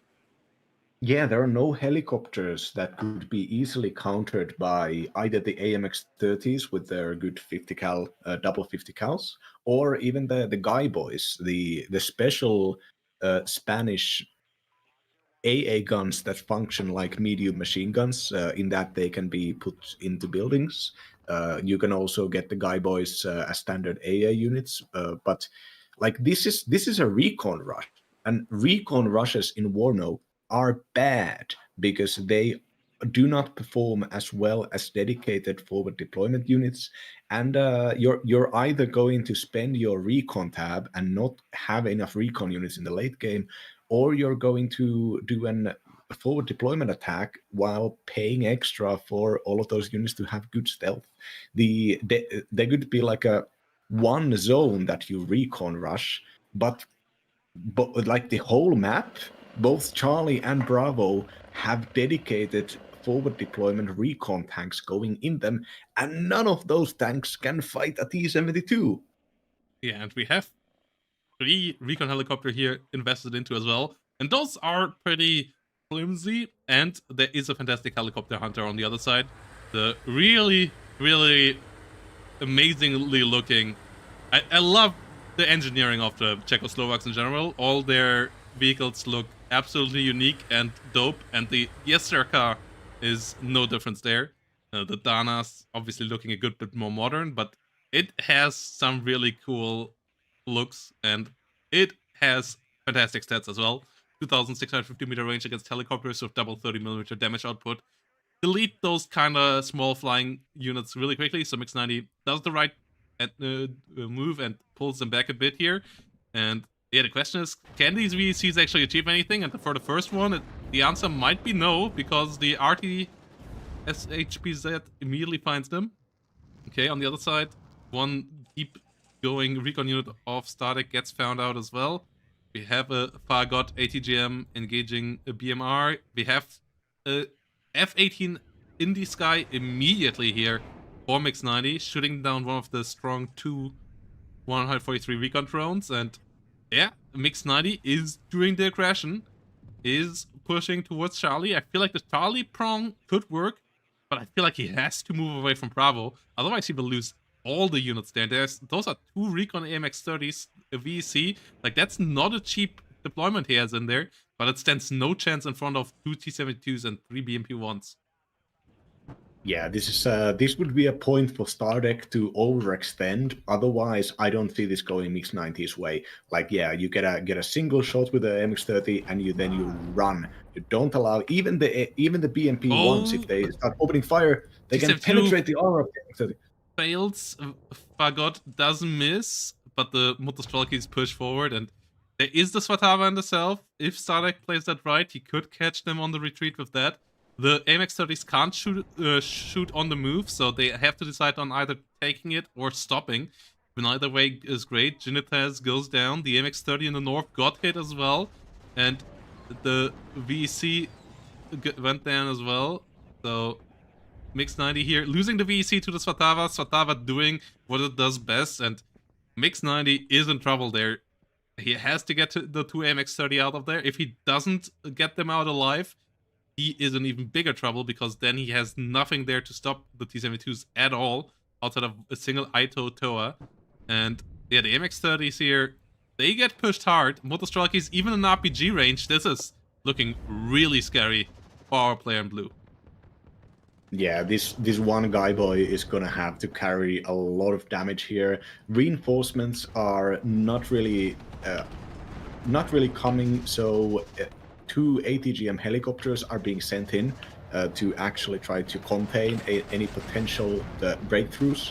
There is an Ito on the side which could kind of limit the movement of Stardeck into that little crossroad forest region, but there's also a decent recon here, so artillery or aircraft could do something. But yeah, there is a Sublir, which is the most upgraded variant of the Spanish AMX-30, and even then, significantly underpowered against the Czechoslovaks. Yeah, the T-72 without smoke. If you can find it in the open ground and get some shots on it, and then disengage with your AMXs, you are in a good way. But there is currently nothing to actually even deal damage to it. So Sadek can just roll that into the center town, get another kill there. VEC in the north goes down to a BMP-1, and the Recon AMX-30 there is now on its own. There's only one more AA unit next to it. Brings in a round of defensive BO-105 helicopter, aka the A-15 in service of the Spanish, but that immediately gets OSAD. OSAD, fantastic anti-helicopter range, and really great short-range AA. And yeah, Static so far not losing anything of value, and already taking out a good couple of key units. Second one of those ATGM helicopters falls, and you don't have endless numbers. You usually only get one card with the Spanish of those. There is an SVO here around as well to deal with all good ATGM positions and infantry positions, and Stardeck really setting up the pressure. Yeah, I mean, Stardeck here in an excellent position. The up-vetted infantry and the mech, the OSA, the tanks, everything here is going exactly as planned. Now, Ito is opening fire on the OSA, but Stardeck quickly microing the OSA away and not losing one of the key units holding this defense up here. The problem with investing so much into that recon rush is that there are no fundamentals for Mix 90 to actually try to punish this on any other front. Now there is an attack going, and with the Guy Boy and the AMX 30 Recon, they will be able to contest Charlie for the moment, but there are two T-72s moving in to defend this, and the Spanish need heavy support, either long range or an AT plane, speaking of the devil, the AT plane to actually penetrate the front armor. A 30 penetration AT plane striking at a 15 armor T-72 Protoss. Is that a single shot kill? Yes. I know the answer. It is. It Yes, is it 15 points of difference. You need 14 to make the math work, and that gives you a bit of room there even. But the 15 C15 here really deep. Double OSA gets the hit. The 81 gets a kill in the north, but its supporting units already have been pushed back. As you have been pointed out, at least one of the T-72s in the center has been killed off as well. So Stardeck has taken a bit of casualties pushing into Foxtrot, but it has given him a +2 for now, starting to close up. Ooh, really dangerous, but successful strike there for now from Mix 90. The second OSA of Stardeck gets a shot on him on the way out. Might get hit here with the last one. Nope. So the AT plane gets at least an OSA, and then T-72 starts to pay for its fallen brethren that paid with its life for it getting there. And Mix 90 is still in this game here. He's not out and done, but his opener has failed. We can't say that much. And that is good for Stardeck. Like, Stardeck wants to play or can absolutely play the slower game better with his division. I'm not sure if Stardeck per se himself wants to play the slower game here, but he has done pretty well so far. Gets the Subleer there with his T-72 commander. Loses the OSA though. OSA didn't keep on moving back. And his CV tank there is a bit overextended as well. And that's a bit of an issue on this map. If you don't protect your reinforcement lines into the enemy zones, then you can get cut off on the other side of it quite easily. And Mix 90 has lost a lot of the frontline engagements, but he has kept control over the center town, and that gives him a really good vantage points towards the 4 zones around that center of the town. SVO starts cleaning shit up though. Yeah, SVO maybe wasting a little bit of ammunition there, but it's not that difficult to supply, considering there's also already a bunch of supply both here and ordered in to supply that OSA, which had run out of ammunition before being taken out by Mix 90. Now the C90R C90CR AT weapon that is in both the Jinetes and the Fusileros C90. This one got a gigantic buff recently in the recent patch. The fact that it kept its damage and accuracy at max range, but is now at 675 meter range, completely changes around how threatening and how powerful these units are in practice. All right, SVO trying to target the second Jinetes running off and possibly likely surviving. Important to keep your recon units alive, even if they're just like one guy left, because recon units get an inherent buff to their stealth. So you can just turn off their weapons and have them sit around somewhere, and the information could win you the game. So Stardeck here, recognizing that despite those momentary losses and despite allowing for a little bit more of air power to be deployed by Mix 90, this is still going quite very much into Stardeck's favor. So 2 Tulipan, super heavy mortars, as well as another SVO, all of them moving into the space, and probably buying fighters behind this, I would guess, because just having Iglas and a single OSA in the middle is not enough to actually deal with the potential of the Spanish air tap. Yeah. In the Spanish air tap, though, not quite as potent as, for example, the Canadian one, so you can get it down quite easily if you kill a couple of key units, but so far, the F18, aka C15 in the Spanish service, which also looks pretty dope if it isn't hit by the light of 50,000 suns like it is on this map, where it's just glowing white. But the camouflage on it looks pretty good as well. Gets another kill here, gets another T-72. This starts to sting here for Stardeck.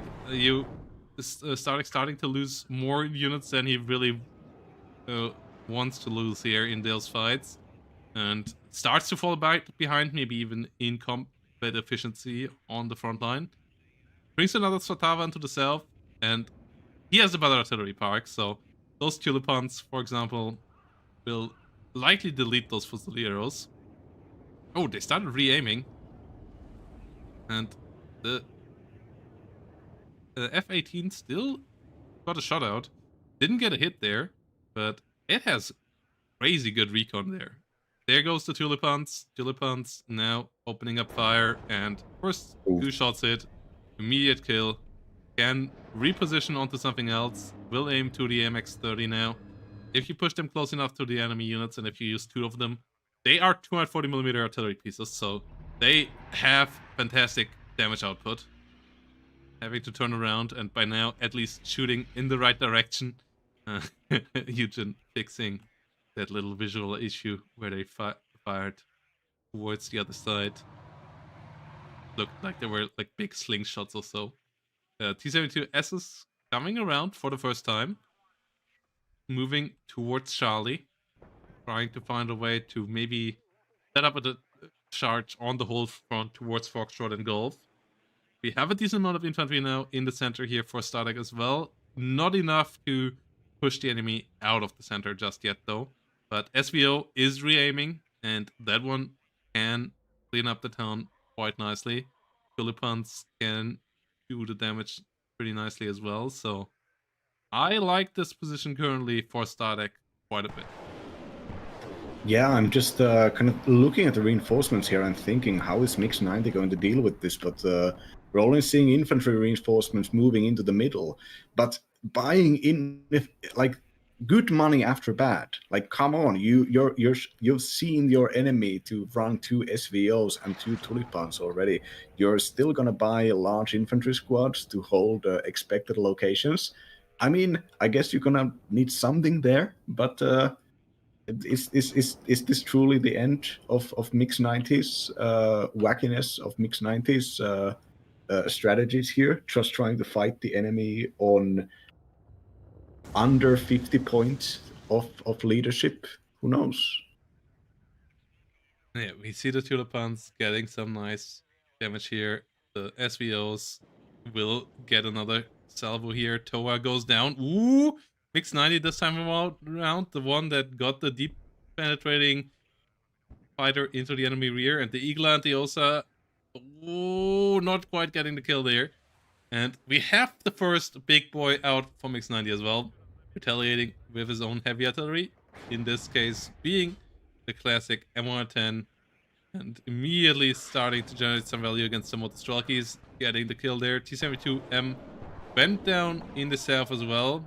SVO will half clear a couple more Fusileros. Strelkies pushing forward, or Stelzies pushing forward. We have more OSAs coming in, more T-72Ss coming in. And Startek setting up the defensive line here once more. Doesn't really have any push power right now because he lost a good amount of those T-72s so far. And the reinforcements are coming in slow.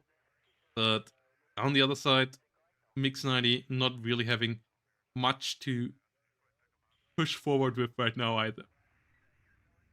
Yeah, this is I mean, Mix 90 having the number of units here is going to try to move towards Charlie, I think, and is going to try to at least make sure that the enemy doesn't hold the crossroads town here with the Guy Boy support and some Fusileros. That should be potential. That they should be easy to do that. But with the mech force that Stardeck has hanging around Charlie, they have fire supremacy. And there is nothing here threatening the SVO. Even the SVO is actually pretty close and visible, and AMX-30 could move further and open fire on the SVO, but none of this happened yet. This is... Ooh, AT plane coming in though again. There is an OSA around this time. There are some Iglas, but the 40% ECM make it annoying to hit, but it gets finally shut down.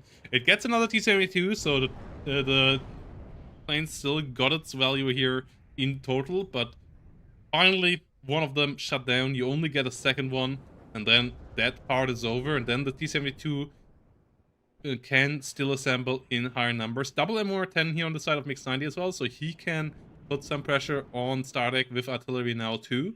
But Stardeck here with the better traits here currently, and with the SVOs aiming up for the center, which are going to be annoying. Mix 90 is not getting into Charlie. There are enough IFVs and tanks around there. So Stardeck is not getting places for free, but he is still looking like the player in the better position right now. And he has a great aim here with the Tulipans. I'm not even sure if he spots that. I don't believe he spotted it. He just kind of expects the enemy movement there. And that might be that MX-30 M2 there, once the Tulipans get to fire. Though on the other side, the M110s, no, not that great on their positioning right now. So those shots landing relatively in the emptiness. MX-30 M2 getting fired upon. Ooh, the first Tulipan shot landing wide off though. The second one gets the stun. Third one is good as well. Fourth one, great. Fifth one, terrible. Sixth one gets the kill against the MX-30. Doesn't quite get the TOA CV, but Tulipans doing their job. Needing resupply now, but in total, this is a really solid spot to be in right now for Stardeck. Yeah, this is once again build up. It looks like infantry and supply for Stardeck, so just standard reinforcing the front line. Whereas Mix 90 is buying defensive units, Milan 2s, Guy Boys, Itos, and Kinetes for the recon. This is there are tanks coming in as well. Of course, you're gonna need those in the fight that ensues. The only way to really contest against the T-72s is to have a superior number of tanks.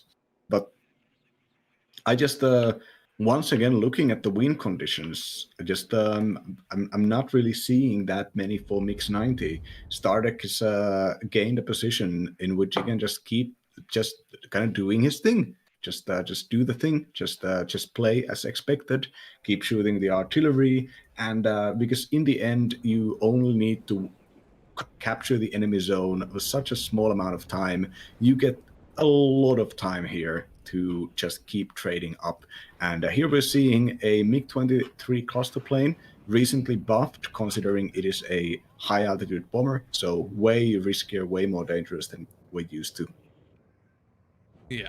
And SEO here aiming now once more.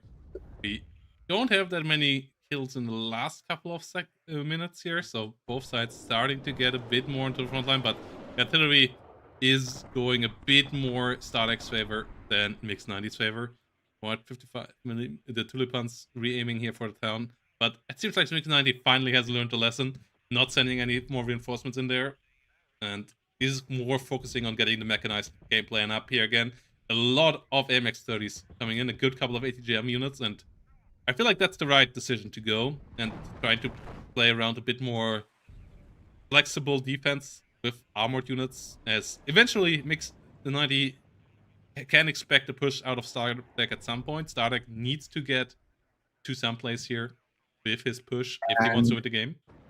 Speaking of, have you seen that there is a Jesterka and Swatava already sieging the southern point of Echo? The Jesterka just revealing itself, destroying an enemy helicopter. Now smoke launchers already unloading for Stardeck here, and with infantry as well as a command tank reinforcements getting sent into the backlines, already secured by the Jesterka.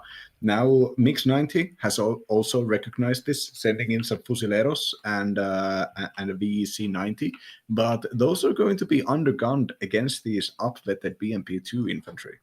Yeah, and we have a really cool unit here, the Satantana Rasura, the cheapest exceptional optics unit that you get, because it is really just that ground surveillance radar in a Jeep. That's all you get for it. It has no smoke, it has no armor, it has no firepower whatsoever, not even a 7mm MG, but it gives you the best possible optics for the cheapest price point possible. So it can spot stuff moving around the forest lines quite nicely. And there's an AMX-30 M2 Mando at least around. There is the ITO unit north of this still, so I feel like the defense could be possible here for Mix 90, but yeah, a bit more reinforcements could be nice.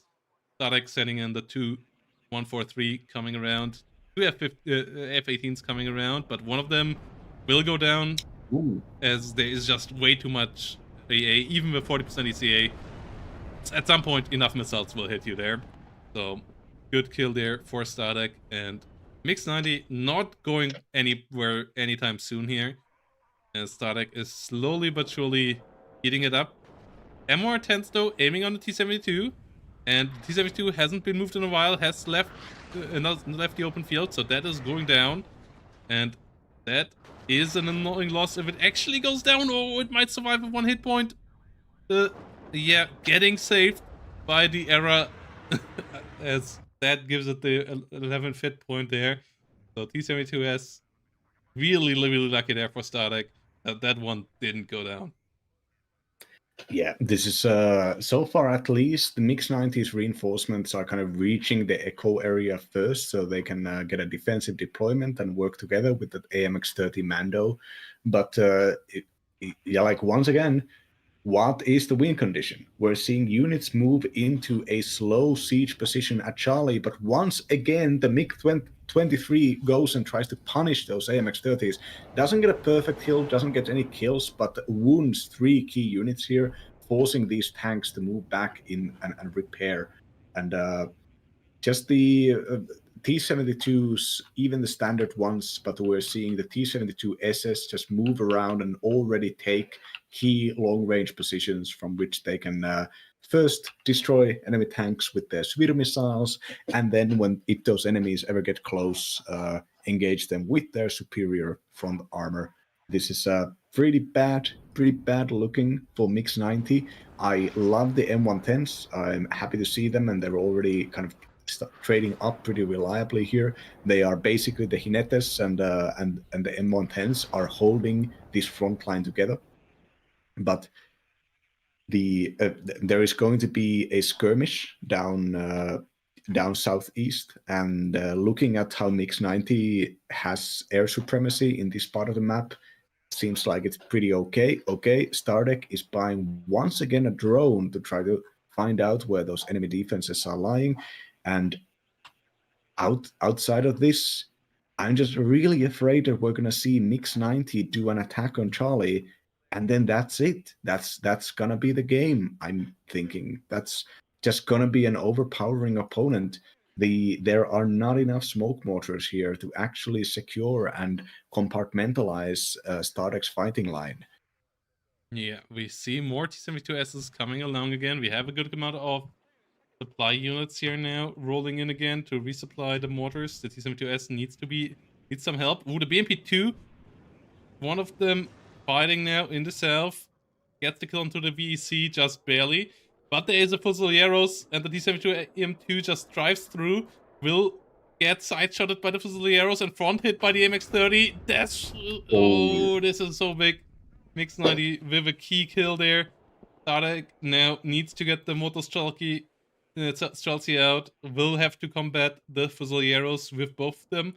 He has the higher veterancy on his units, and he has double MGs on his against 0 MGs on the Fusileros, so he's likely going to win there. BMP2 helping out, but he's not gonna get into Echo.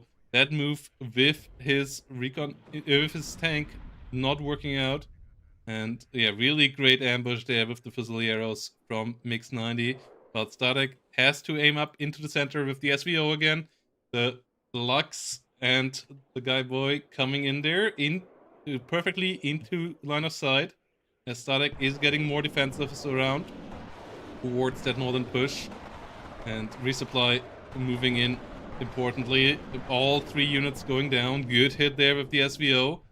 But the loss in the south, really annoying. BMP2 tries to ambush the MX-30, but the Santana Rasura, unspotted by Stardeck, gets the kill cured for the MX-30.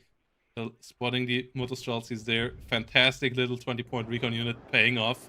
As we have in the middle, Stardeck's artillery trying to kind of pre-aim on a tree line where the enemy usually wants to be. SVO's pre-aiming on all the other units as well. Has its shot set up, and that's the question: is has Stardeck enough staying power here? SVO not firing. Oh, come on, Stardeck, let it rip. There's so much in there, but he's not firing. He's now firing, and just as units are moving out, the Sablier likely gonna survive. Fusileros won't. MX-30 Mando immediately stunned down. Sablier goes down immediately as well. T-72 has to front the other units, but the CV is moving in there for Mix-90, but a lot of blue units dead here. The artillery did its job. There is a T-72S number 2 there behind all of this. The Motostrelci with the decent RPG-7BM. It's not great, but it's good enough to do some solid damage against MX-30s. Should allow the T-72S to get another kill here. Yeah, Mix-90 is getting the capture, but he's paying dearly for it. This push here did cost him a lot. The SVO's setup off Stardeck really paying off. The 2 artillery pieces, the 2 tulipans, not hitting all that much, but stunning down a couple of units importantly as well. And the T-72S here, one of them going down. Fusileros, no. Getting shot down by the Sablier, I guess. Getting a bit too close there. BMP1 playing a dangerous game. Trying to kill off the Mando with an ATGM now. Mando super stressed out, but it gets the hit. Stardeck loses this. Needs to get another one. Has a T-72 ME3 in the north, but just doesn't quite have enough firepower there to kill all the MX-30s. Is still busy in the south, but Mix-90 has escalated his defense there as well. The Mi-24D gets shot down by a Guy Boy. Will get a couple more get a missile on target on an MX-30, but not enough to kill it. The MX-30 finally went down, and an Ito went down here in the center as well. So the trades here actually kind of good for Stardeck, but he is falling behind on tick now, and there's only 12 minutes to turn it around, and his push in the south is going nowhere. He is stuck there. So I feel like he has to kind of try Foxtrot again. He is doing that right now. T72Ss, BMP2s moving into position. He has 3 T72Ss here around. There are only 5 AMX-30s on the other side. They are a lot weaker tanks. And he still has a couple more T72 EM3s and S's on the way. Whilst mixed 90s reinforcements are only now arriving on the battlefield. So there is a bit of room here for Stardeck making a Foxtrot move work, making maybe even a Golf move work. But he has to get some good hits. Ooh, Tulipan's hitting nicely. Tulipan's getting the AA, the S-Bite Toledo. Might even find the CV there. Getting some decent hits against an AMX-30 as well. This is good stuff. T72S with a good engagement range here as well. MX30s in the south getting engaged by BMP2s and T72Ss. BMP2s not finding the hit. And the T72S in the north is static, only now moving. The M10s are on target. Oh, it's so low. It goes down. Cluster bombers coming in.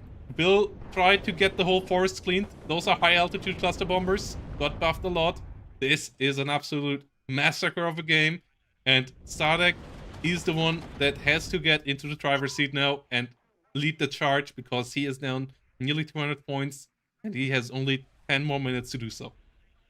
Yeah, and Mix 90 in the Foxtrot attack, the Foxtrot defense for Mix 90, there is only a single ATGM, and this is the repositioned HA-15 Hot 1 helicopter. Second HA-15 also coming in to perform that job, but there are no ground AA, no TOW2s, no Milans, none of those standard units to fight these vehicles for long range.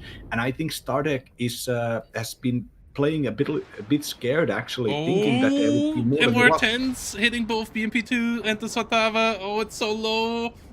It's so low. The Swatava goes down. That's annoying once more here. Tulipans bringing in carnage towards the other side as well, hitting the Genites. Thor's going down. There are enough T-72s now. Static rotating the one from the north into the center as well. And Mix 90's line really starts to become flimsy here, but it is still alive, and the T-72S taking a lot of punishment there. Is still not quite down, but has to get out of line of sight, has to get back to the CV here. That has fuel turned off, but it's still spotted right now. It's down to 1 hit point. Has to get the hell out of there. The artillery of Stardeck hitting the enemy Tor ATGM units. He has a lot of infantry now as well. His cluster bombers did a good amount of damage there, cleaning out the forest in the north, allowing his infantry most likely to move in there. But his southern line is now looking pretty flimsy as well. He is still trying to get around the enemy there with some sneaky Motostrelki and T-72 MKE2 moves. He finally found the Razura with his Swatava, killing that one. But this MK T-72 move is a really dangerous one. Playing with fire there. One T-72 goes down in the north. Artillery on both sides still doing a good amount of damage. M110s have to rearm Mix 90 with a big mistake there. Not having ammo on the M110s costs him 3-4 salvos right now. That's a big loss, as he has a CV with them even. So the reload time and aim time is better, but he needs those guys rearmed. T-72Ss and EM3s coming in big numbers. And Sadek has one more push that he can't pull off. If that doesn't work, it's game, and then he is down 0-2 in the best of 5. That would be terrible news, but he has the material he needs to pull a push off. But the execution will be all essential here. Yeah, you want to do the big final attack before you're under 10 minutes, or I would say under 15 minutes, even a Fusilero's getting taken out by BMP2 on long range. That's unfortunate there for Mix 90. But yeah, you want to do that under 10 minutes, so the clock is absolutely hurting Stardeck here. But Stardeck is, it's not the first time we've seen a player basically leave it to the last minute, try to abuse their scaling advantage as far as it possibly can. And I'd say Mix 90's attack happening at that very spot, even though it only resulted in like 150 points of actual leverage, the momentum difference has slowed down Stardeck's attack a little bit. And now here we're seeing the infantry already moving into a large firing line of lag grenade launchers, Skyboys, and AMX-30s. Also gets the HA-15 helicopter number 1 shut down. MX-30 from the side, trying to escalate the situation. Also getting more shots out. Sinistis and Motostralkis not having the best of time, but the T-72 line is doing the work so far. MR-10s only having 2 rounds left of ammo. Aiming on the wrong spot right now as well, as the guy boy is doing the job there from the sideline. The damage is coming in. The SVO out of ammo, but the Tulipans still doing their job. Tanks off Stardeck, engaging in the south as well. Oh no! Brothers, the back tank, the south tank, got side-shotted by the Mando! Yeah, oh, that was huge. Big smoke mortars there, but the Mando killing its second T-72 MK leader here. Motostrals is fighting a LAC 40mm grenade launcher there as well. That move is not working out, so Stardeck now has to make the northern move work. And he is running into Fusileros. Those have the bad AT rocket launcher though, only the M65, so they frontally don't annihilate him. It's not the 18 penetration missile, but he is still in a bit of danger. MiG-23 AEG bomber does clear it out quite nicely. MX-30 is trying to come around from the side. And the cluster AEG bomber gets the kill. There is a BMP leader still here. There is a BMP leader that could do the move, but it's moving in the wrong direction right now. Moving towards the Genites. S-Bites under attack. The deep diving F-18 here likely gonna get shut down. We can get another bomber in here for Stardeck. And he is actually moving south now. Does he have another CV? He has a BMP really far north. That one is rotating center now. He has a couple more T-72s. He is trying to get into Foxtrot right now with the first BMP one. He has 5 minutes remaining. If he gets into 2 points, that's absolutely fine. If he only gets into 1 point, the take situation already becomes somewhat questionable. And there is still a Fusilero 90 in that forest that he has to cross if he wants to get his CV into the zone here. He has 2 MX-30s to kill in the south still. BMP-1 sees some infantry, realizes that this is not quite the move just yet. Good move there, pulling that back, even though it costs him even more time here. Is about to kill the Mando CV in the center, kills another MX-30, but loses another T-72S. MiG-21 bomb, the 33 bomber nearly kills the Mando. The Fusilero C-90s, 2 of them now are around. And the BMP-1 has to rotate around. The one in the north finally coming up. The TOA is the last CV there. Oh no, there is another TOA CV with the M110s. Stardeck doesn't have figured out that there's basically nothing in the north either. He could just rotate in there as well, but he might also be just really low on CVs. Only has 2 BMP-1 CVs right now on the battlefield. 3 minutes 40 remaining. If he gets a +2, that's still fine. If he gets only a +1, that's not fine, so really needs to get control over Gulf now. Gets the cluster bomber kill onto the Mando in the south, but he has not that many forces around there anymore to assist his BMP-1 actually moving forward. And he even has to fear a bit the Mando counter-pushing him. He still has a Svatava, he has a Mi-24, MiG-23 cluster, might try to find the TOA there in the north. Doesn't really have a kill command, but is now hitting the forest as he is moving into the zone. Fusileros won't make it. And this game number 2 here couldn't get any closer. 3 minutes with a +2, that's good enough for Stardeck. Barely so. It would get him 240 points, would get him to 360, but he loses to BMP-1! He moves so far! And now the TOA could capture it back, and the +1 is not good enough. He tries to get around into the southern smoke. His BMP-1 there is super exposed to the AMX-30 AM2 though. He doesn't have a CV. He loses the second CV. Oh, why the mismove in the north? He doesn't have a CV. He only has a +1, and this is GG because he can't get enough points anymore. He has not a single CV left on the battlefield. Why was the BMP-1 moving deeper? Why was he moving so deep? Oh my goodness. He had it all. He had it all, and then he forward away. I have no idea why the BMP-1 was the most forward unit on his tab. Oh no, Stardeck blundering. all of this, and he now has no defensive units in the south, so Mix 90 can even counterattack with the Mando, can get some more points, and there's no CV. There is no CV left. The two T-72 M1Ks lost in the south were a bit too much there, and Static won't get enough points with a +1 here. Only 80 more points to gain here. That won't get him over 300, and Mix 90 even counterattacking now, likely going to get some points of himself, and oh, it's so worn over here in game number 2 for Static. What a disheartening loss. It all looked so solid with that final push. He was grinding it, and now it's all falling apart in front of him. Tulipans actually being attacked by AMX-30s here, as Mix 90 is pushing it through. GG is called, and Mix 90 is making it a 2-0 and is on match point with that. That's why you gotta maintain your vehicles. If your clutch gets stuck in the wrong position, suddenly the whole game goes with it. But yeah, I mean, I don't even have any commentary. Like, you just saw what happened there. It was a series. I think a really crucial thing that happened there all throughout the game was the slowly whittling down of Stardek's command units. The whether it be the command tanks that, instead of being in the front line, were sent to do the more esoteric stuff of trying to capture the side zone, and right there, not enough attention paid, not enough resources invested there. Those things got taken out either by the infantry tank combo, or that just straight up by the side shot of the Mando tank. And then yeah, they're in that main attack there.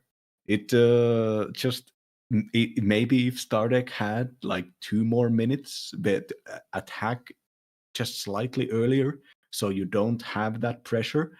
I think Stardek may have been kind of scared of parking the command unit into the smoke, and then it immediately getting taken out by the M110s, which were close by, and also they're actually targeting a completely random location, but just the threat of those M110s maybe encouraged Stardek to move into that bad position. But yeah, I mean, that was I of all the potential results that we were going to get, having 2-0 for Mix 90 with these divisions and these map picks was not what I thought was going to happen. But so far, Mix 90 just, I really like that we're not seeing any like decisive big game plans that us casters can interpret. We're not seeing any any like wacky stuff coming out. Like, Mix 90 is just playing technologically inferior divisions. Is not even necessarily playing them in like peak perfect pro level, sweaty, try hard aggro, nothing like that. It's just getting good engagements and having a wider concern over stuff like how much time is left. And the true skill in Warno is, it really is in like playing the small numbers, playing the small differences. And I myself would not reliably be able to like consider this stuff. I would have made more mistakes. My poker face would have failed, and I would have done the attack too early at some point. Mix 90 doesn't. Mix 90 obviously has the skills to just go against the strong opponents with arguably stronger divisions. Yeah, and really 15 seconds here to completely turn Static's like accelerating last second push there into complete despair. So at 37 minutes 5, the HA-15 kills the BMP-1, and then shortly after, at 37:19, AMX-30 gets the side shot, it gets the BMP-1 just before it enters the smoke. That one wouldn't have made really a difference, because the southern push was falling apart already, but it was falling apart because he had so much pressure on the northern push, and he wanted to have a second angle. And yeah, if he wouldn't have had to have that, he maybe could have defended the northern point against the counter push as well. Yeah, just really rough result here for Stardeck. He played this kind of smoothly. Like, obviously, Mix 90 has great micro, Mix 90 has great positioning. The Rasura positioning was fantastic, but he was getting ahead more than 1,000 points in kills. Getting more than 1,000 points ahead in kills against Mix 90 is not easy. And he wasn't even giving up much ground for it. Like, he lost the tick for barely 2 minutes there on his northern zone. And that was all it took here for Mix 90 to get enough points to let Stardeck lose in the end. And really strong show. I'm still optimistic for the next game here for Stardeck, as this is Vertigo with First Armored. Stardeck is a phenomenal Vertigo player. We all remember fondly his third US play against Scoof, where he just refused to buy any tanks for 15 minutes, and that was the most genius thing anyone ever has done on that map. And won it with a mass of M1A1s. And I am on the bar with you there that First Armored, currently with Tornado Performance and with the heavier armor, should beat 16th Panzer, especially because it has forward deployment as well, so that 16th shouldn't get every spot on the map in the open. Yeah, it's the like I'm just going through my mind and thinking, what can 16th do? Like, just even without all the forward deployment and even without all the tank differences, just the fact that like you don't have good enough air defenses to prevent the sort of overpowering early game stuff that First Armored can do, or that British can do in general. You're going to have to buy a bunch of AA because the British bring a lot of helicopters, and those helicopters are a big threat to you, both against your forward deployment infantry with the Gazelles, and then just like doing damage to your tanks or killing your tanks with the Lynxes. And but it's so easy to also overinvest into your Mistrals and your Gepards, thus not getting the numbers of the inferior tanks that you need. The 16th is basically going to have to manufacture early close range tank engagements against an enemy with forward deployment recon infantry and forward deployment as standard infantry, when that enemy has a massive advantage with air units. It's on some other maps there are positions that you can do this stuff with, but Vertigo is so played through. Everybody knows how to play Vertigo. Everybody knows the standard positions that you need to contest, and everybody already knows that, well, I don't get position A, that means I move to position B. This stuff is like muscle memory at this point for WARNO players. Vertigo has been around for so long. Yeah, Vertigo is the oldest map in the tournament map pool. Like, we have a couple of older maps, like the disgusting Two Ways. Oh no, it's the second oldest. I think Black Forest is a bit older, but it has newer updates of the map than the Vertigo version that we have. So with that, Vertigo being the oldest, and that one is really a map that we have played a bit to death in the band now as well. So it has, like, it's not a particularly special map most of the time. It still has cool engagement. Like, it has what two legs lacks often. It still has cool engagements, cool micro, cool fights. So that's why I still like Vertigo. I just don't want it to see it every series, but as the game number 3 here, it makes sense. And I really hope Stardeck gets this one. He was pretty close in the last one. I'm pretty worried for him on Surrounded. Second Panzer Grenadier is just so strong, and I also feel like Mix 90 is an expert at Surrounded. I have been bullied by him on Surrounded, and Surrounded is not an easy map. I have no idea how much Stardeck has prepped it, though he is going to throw something wacky at us with 4th CMAC, so that is going to be interesting. And I still hope for the Stardeck comeback here. And then I'm up for everybody on Asura. I just want to see 24th versus 4th Armored, but it's going to be really tough here for Stardeck to make it all the way to game number 5 here. Yeah, do we have? We don't have the next game No, running yet. no. Starek is taking a short break, so I'm Okay. also gonna grab something to drink here, guys. And Yeah. yeah, we're gonna see you all in a second here after a short little break. Running a quick little ad on YouTube as well, on Twitch as well here.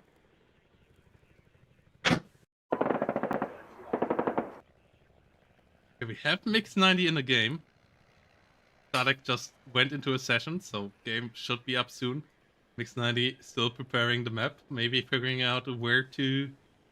Maybe remembering what Vertigo map is that he never has played before. I guess planning out maybe some positions here. Interesting to see. But yeah, first UK for Stardeck versus X90's 16 Unzer should be hell of a game. Yeah, and just This prediction is coming up as well.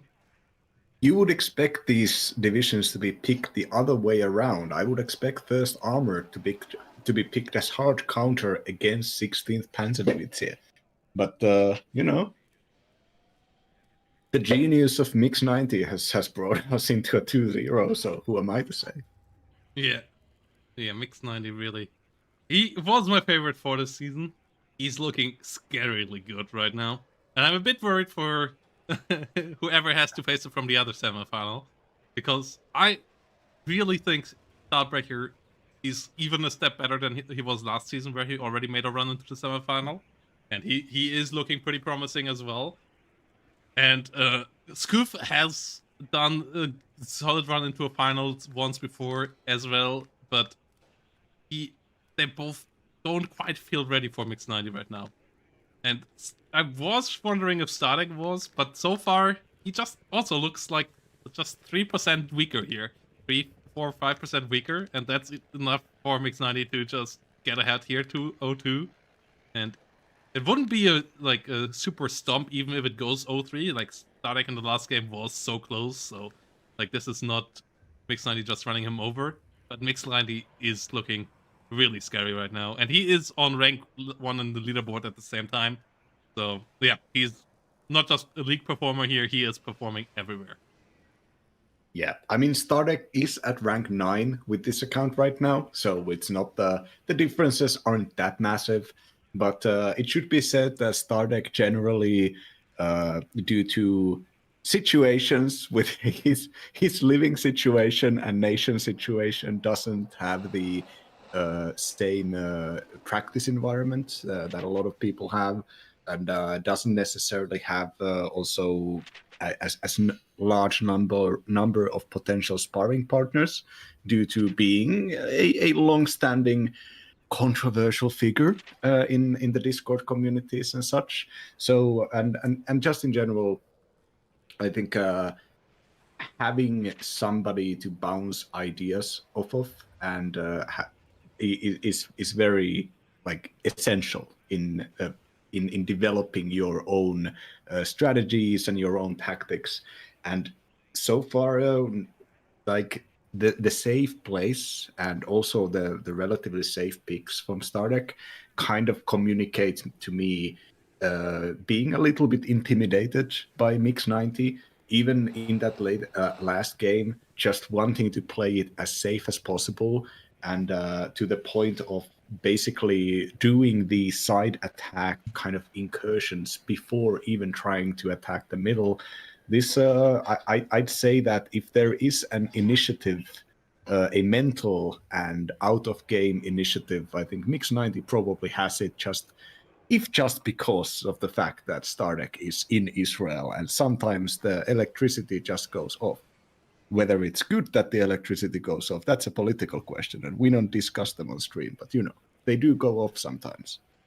Yeah, and the game number 2 here was a really close one. Just can hope that Stardeck didn't take it too hard there.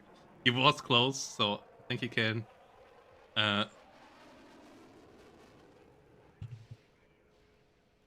Yeah, we were talking Stardeck there, Totik. Yeah, we know that Yeah. you're sparring with Mix 90. We know that Mix 90 is also bouncing off Tiberius and a lot of other strike team members in strike team, because Mix 90 is not just a really strong ladder player. He's also one of the most active strike team members. Dare say so, the most active when it comes to playing. But that is also something that we don't have many of. So that's another part to keep up. Uh, Having active strike team members that actually play the game. I know that's kind of heresy to strike team, the strike team code. Strike team usually doesn't play the game, but Mix 90 is a rebel everywhere. And yeah, let's see if he can do it with the weird counter pick, the weird 16th Belgian pick. Like, it's seldom that you say it's weird to pick 16th Belgian because it's such a solid division. But on Vertigo, into a heavier division that also has forward deployment, I'm super excited to see what Mix 90's idea here is. Because First UK didn't just get the Tornado buff, it also got the Chieftain buff. So that division is really good now. And I'm also excited what Stardeck's plan and idea of that division is. Because we haven't seen it since the buffs. And yeah, it's going to be good, I think. Yeah, like a division like Surrounded that we might be seeing here in the near future. A division, a map like Surrounded, which opens you with a very like indirect lines of sight, a lot of like problematic ground, a lot of space for uncertainty where a player can take some risks and use their leopard spam early on and their relatively cheaper bombers also early on. That's when I think 16 Panzer could be a decent pick against First Armored. And even then, like it's only a decent pick. Here on Vertigo, where engagements are as predictable as they can be, I don't think like in the last 2 years, I don't think there has been a single new engagement in Vertigo. Everything has already been figured out, and it, like so let's look at the what we see on the screen here. First of all, from Stardeck, relatively a lot of stuff going into the northern area, going into both Charlie and Delta. There's a Scimitar, there's a Gazelle, and a full card of Veterancy 1 Terriers Para Carl Gustav. This is the correct choice. At zero vet, they wouldn't be able to fight. And also, Carl Gustav is just great, especially in the opener. Para Rover Milan's doing the predictable sideline concave action in the southern region with another Terriers Para Carl Gustav. Wait, you get four of them? I thought you got three. Anyways, going and holding the southernmost forest. No tanks, nothing. Wait, no, there is a chieftain and a Spartan with a Milan 1, so a double ATGM. So far, everything is absolutely standard, except for maybe Stardex having so much infantry. But I guess this being a counter to a more aggressive enemy forward deployment, having that forward deployment screen those Para Rover Milans and Terriers Para, that's probably a decent choice. You wouldn't want to do this otherwise, but because you need to fight the enemy basically at equal terms to deny them the forward deployment advantage. And what Mix 90 is bringing out is a mixed Yeah, infantry assault a really into classic opener here, I would say. yeah. It's a pretty heavy push into the south, which is the bit odd bunch because you would expect him with the better forward deployment units to maybe take Delta and Charlie. But no, he thinks like, yeah, that's likely what Stardeck does. So maybe Stardeck overinvests into the north. Stardeck invests into the north. It might be an overinvestment. It is a good 300, 400 points here going north. So that leaves him with 1/3 nearly less units into the south. And Mix 90 is only sending a light force south, north, and then he has everything. He has a helicopter that can be annoying, so the enemy needs to get AA. He has some light autocannons, so that the enemy needs to get something close to shoot that. And he has a couple of tanks, so that the enemy needs to have something anti-tank that is not just a scimitar, that is not just a light little vehicle to deal with those tanks. So it's a great mix, and it is going to be able enable any kind of move, while Stardeck has to check every of these moves.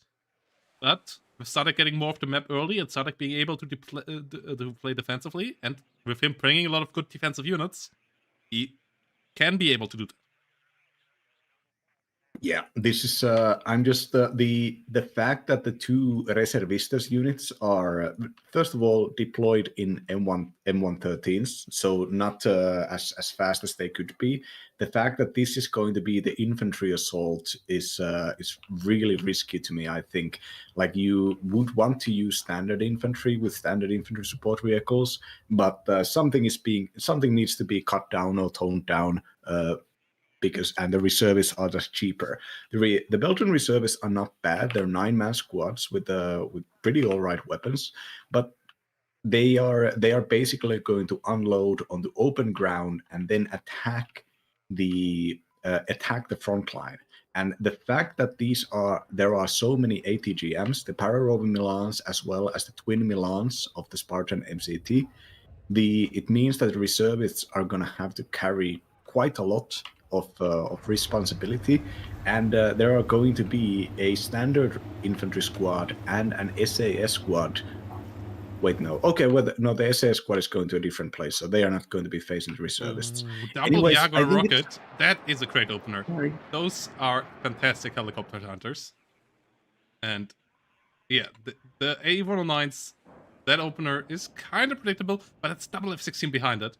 They have AM9Ls here, so they can dive. They dive Alouettes, they dive one A109, they get it. Now they have to try to get out. The Belgian F-16s are not the most amazing fighters. They AM9Ps only have 4 damage, and they have pretty bad accuracy, but they get one pretty damaged. Can they kill the other one? They don't have any missiles left, but the gun, the Vulcan gun, I think does it. So in the end, an okay trade here for Startek. Could have gone a lot worse. Still gets one A9 and one recon helicopter. And the double F-16 is the classic Mix-90 opener. That's what we call a Mix-90. But ooh, units dying in supply transports. Terrier Para, Carl Gustav, and some Pararover Milans going down here for Startek. That is the problematic part. Like, using one Jaguar rocket is okay, but losing 3 of his important forward deployment units here is pretty rough. And there is still an A109 here camping the south. It only has 4 missiles. That's a bit of the saving grace here. It will run out of missiles eventually, but currently it's still camping Alpha. And that allows Mix-90 to get in.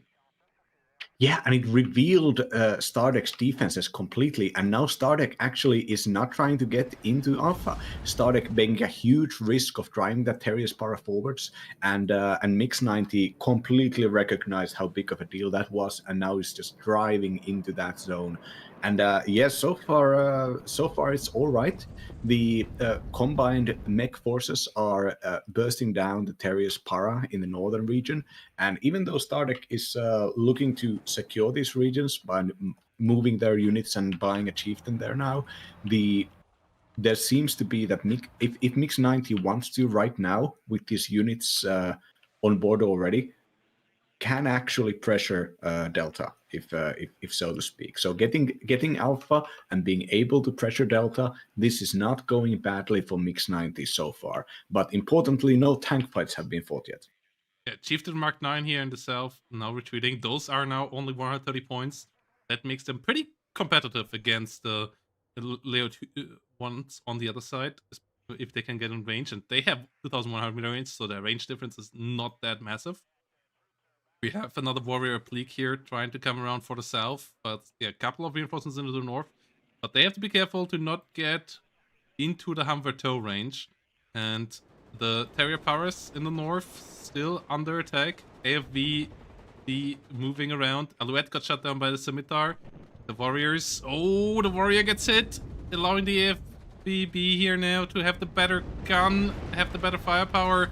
Oh no, the warrior Pleek going down. That is an annoying loss there for the northern fight. Leo 1 A5 BE getting some damage against the chieftain as well.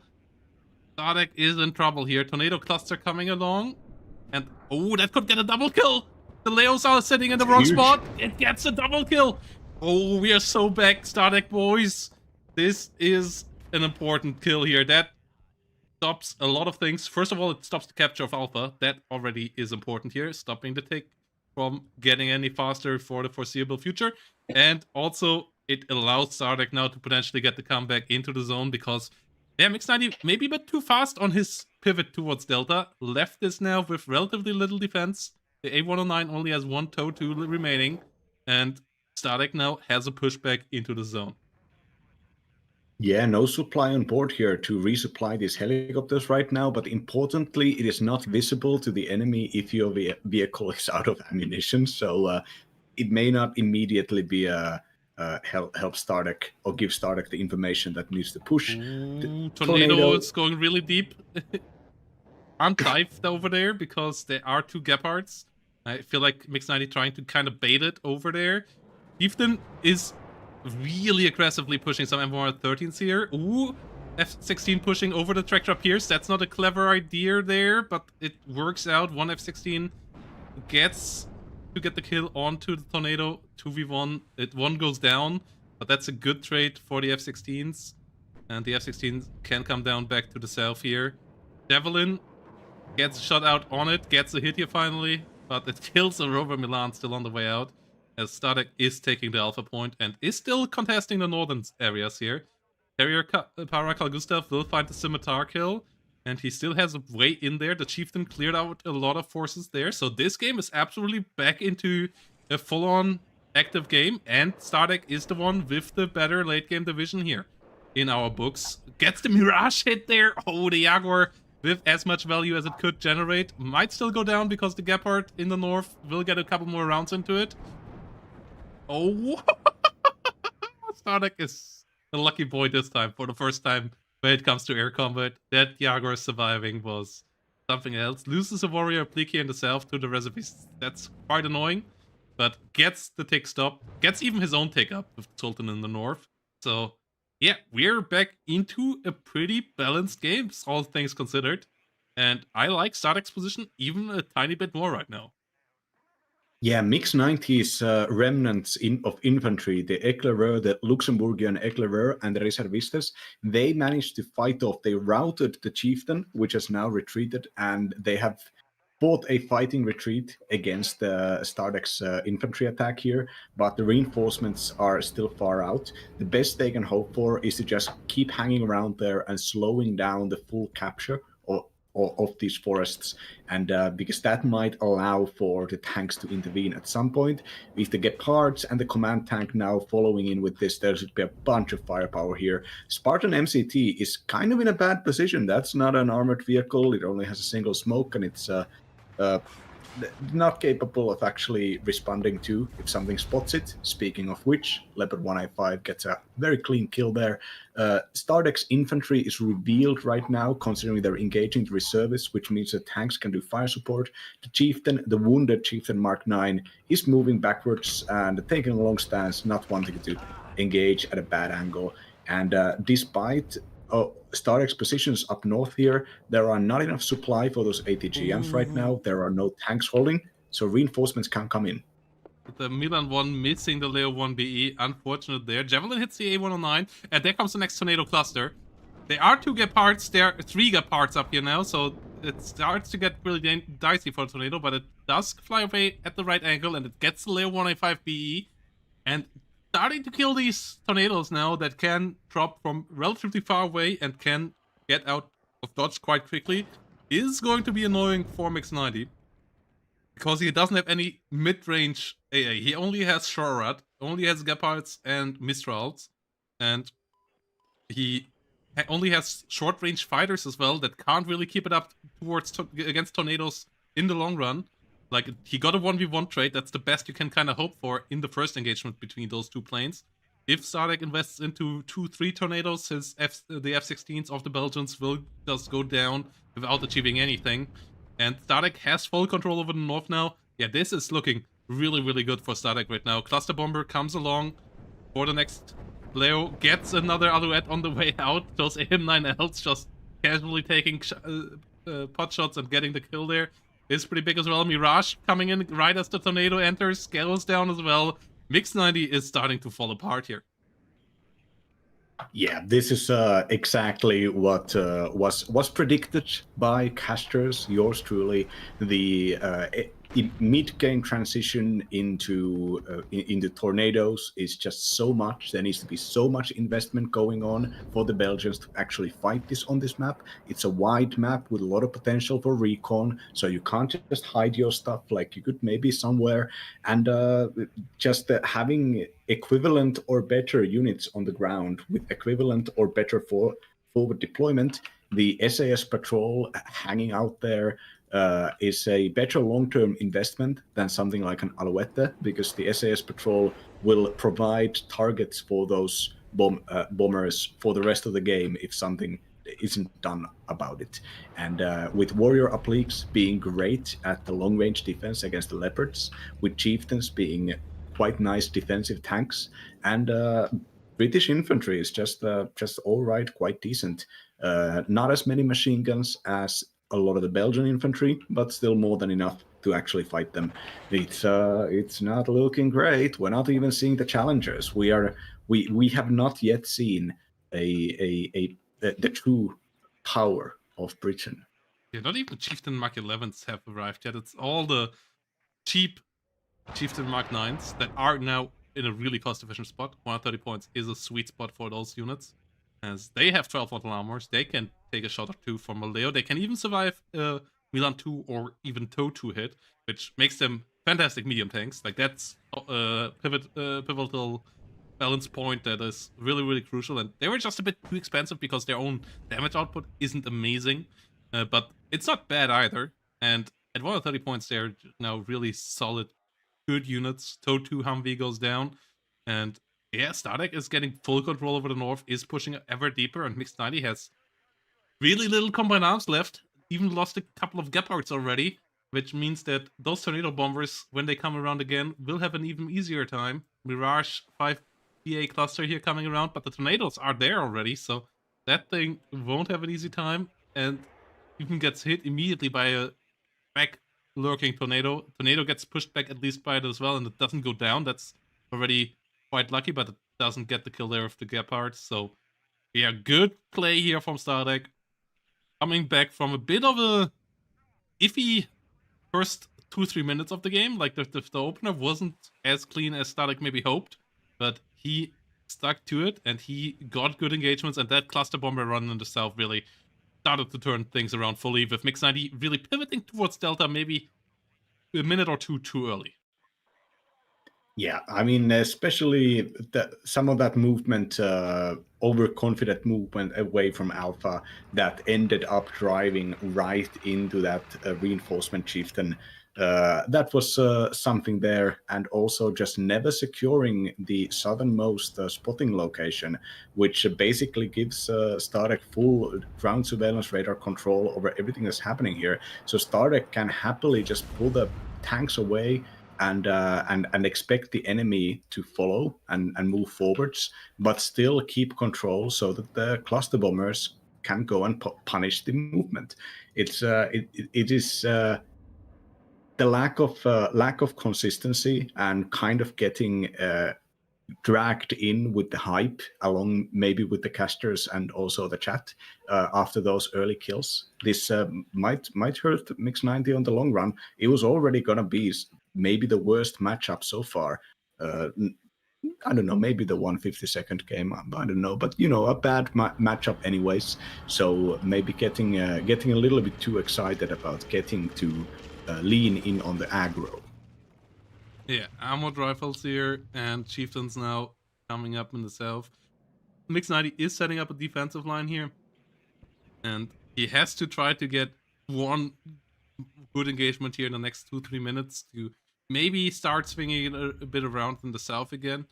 But even then, he still needs to get more than just Alpha. He needs to get India, and I just don't see how Stardeck, with Stardeck's level of play, will let that happen. Like, there are no angles left here, really. There is no big area. Vertigo is a cruel map. If you are behind on this map, the ways of getting back on it are few and far in between, and I don't see an easy path right now for Mix 90 out.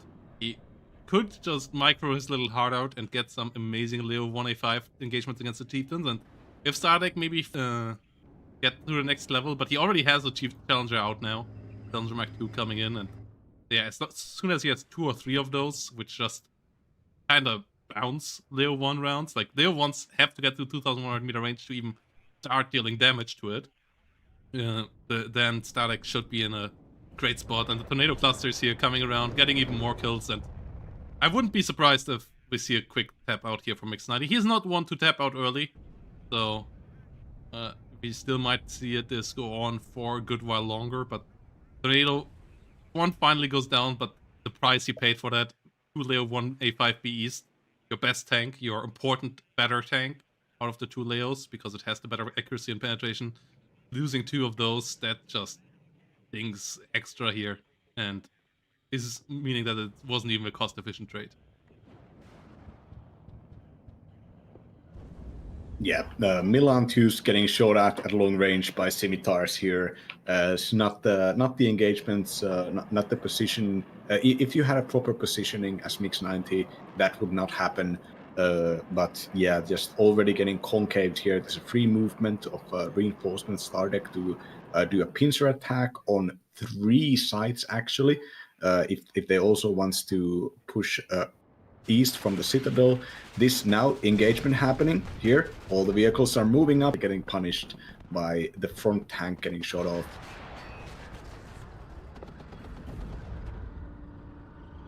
Yeah, really snipers give pretty decent spotting capacity for Mix 90, but just there's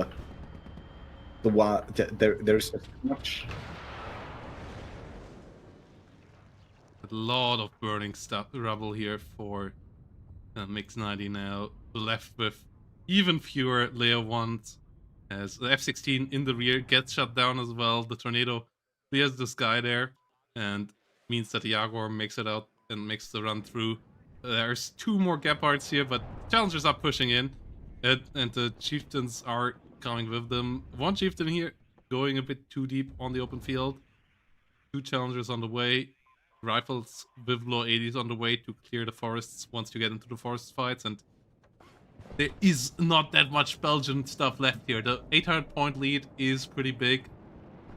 Stardeck just has to be a bit careful to not overinvest here for a bit too long into that push, and be a bit more careful, maybe get a bit of artillery out to start pounding that forest and making it uncomfortable for Mix 90 to stay in it. As the +2 is totally fine. Like, Stardeck has to go nowhere. He can win this with just a +2 in 14 minutes. And yeah, just getting a couple of kills here is maybe important, but even then, you don't really need to do that, because you scale better than the enemy. Yeah, the Gepards are going to run out of ammunition before they can even like realistically destroy any of these infantry units, and there's always going to be a limited amount of supply because the Leopards constantly need to be also resupplied up. And if the Gepards are also being used as fire support units, this might leave unpleasant openings for the bombers to going unpunished. All of these little factors will consolidate. They will stack on top of each other, and it will make it look like Mix 90 never had a chance, which maybe they didn't. Nice pickup on the Wounded SAS patrol there, and with the Mirage cluster coming in and taking out both a Milan as well as a Chieftain tank, but not the most important tank so far. Mirage doesn't get punished though. Another Challenger moving in to the southern region as is expected. That was a Challenger even, right? That he Yeah, this there was a Challenger in the south, and that just died, right? I believe so. So yeah, that is an important yeah, I believe kill that there. may have. Chieftain Oh wait, yeah, that was a Challenger, not Chieftain that got killed. Yeah, yeah. It's my mistake. There's a Challenger now rotating from the north, but that means yeah, Stardeck has to bring that back. Can't just push out in this north, but he has 3 Challengers on the battlefield again, and yeah, if Mix 90 would be in a position to push right now, I feel like there would be something there, but I feel like he still would need a minute or 2 more to set up a push, and by then, all those Challengers have arrived on the front line, and that is a bit the issue here. Like, he lost just that 10% too much in the earlier trades that He's now in a ever catching uh, position here, trying to play catch up without really having the combined forces to actually do that. But Static brings the cluster bomber around here again, and I can't see how this is not generating value. Like, no matter where you hit there around that forest line right now, you're gonna hit something of value. And you could even get massive hits here on this tree line. And there we go. Okay, Static goes for the Leo 185 BE. That one is pretty safe. Far enough forward that he shouldn't die to the gap parts, I say, as they get a good couple of crits there. But yeah, still gets out. Will be out for a while for the repairs, but Leo 1 BE is worth that. And new Chieftain Mark 9's coming up. +2 does kick. In Static has realized that he can't really push right now, and he also doesn't need to, so plays a bit more defensively right now. Might want to get a bit more recon infantry out with the next couple of ticks, but for now the position here is fine. Tornado is uh, flying through the southern skies to protect against any mirages, trying to cluster more of his units. As Mix90 is investing heavily into MGs, just trying to flood the battlefield here. Yeah, I mean the question for Mix 90 is when do I have enough, and also considering when, like, will the enemy have too much?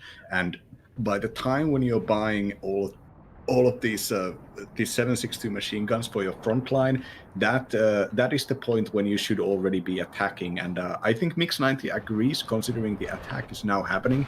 A Mirage cluster going and taking out a Challenger, not punished so far, also snapping out of a Gazelle out of the sky, and the SAS patrol down south is finally being contested, but unfortunately only by a single reservist squad and some pretty weak fire support. Now, yeah, and Mix 90 didn't get this for free. Like, the cluster bomber got the kill, but he had to bait the tornado beforehand. He lost one of his last, if not the last, F-16 AA fighter. So the next time his cluster bomber is around, the tornado will be around as well. And that means he can't repeat that. That means this push has to work. He doesn't have another arrow up after this one. This one has to hit the mark, and it's going to be tough to do that if Static micros this decently well, and Static starts with some good kills here against Leos, some good hits as well. Chieftain Mark 9 from the north gets a good hit, does get overwhelmed there, because there are just so many Leos, but he gets one with a short-range shot, gets another one with the Challenger, loses the second Chieftain, but the Challenger is alive, the Warrior is alive, another Chieftain is coming up, a good couple of little supply and MG units, sniper units here have gone down as well. The Challenger from the north comes in, and we only have 2 more Leo 1 BEs. Those are not even the ones with 17 pen.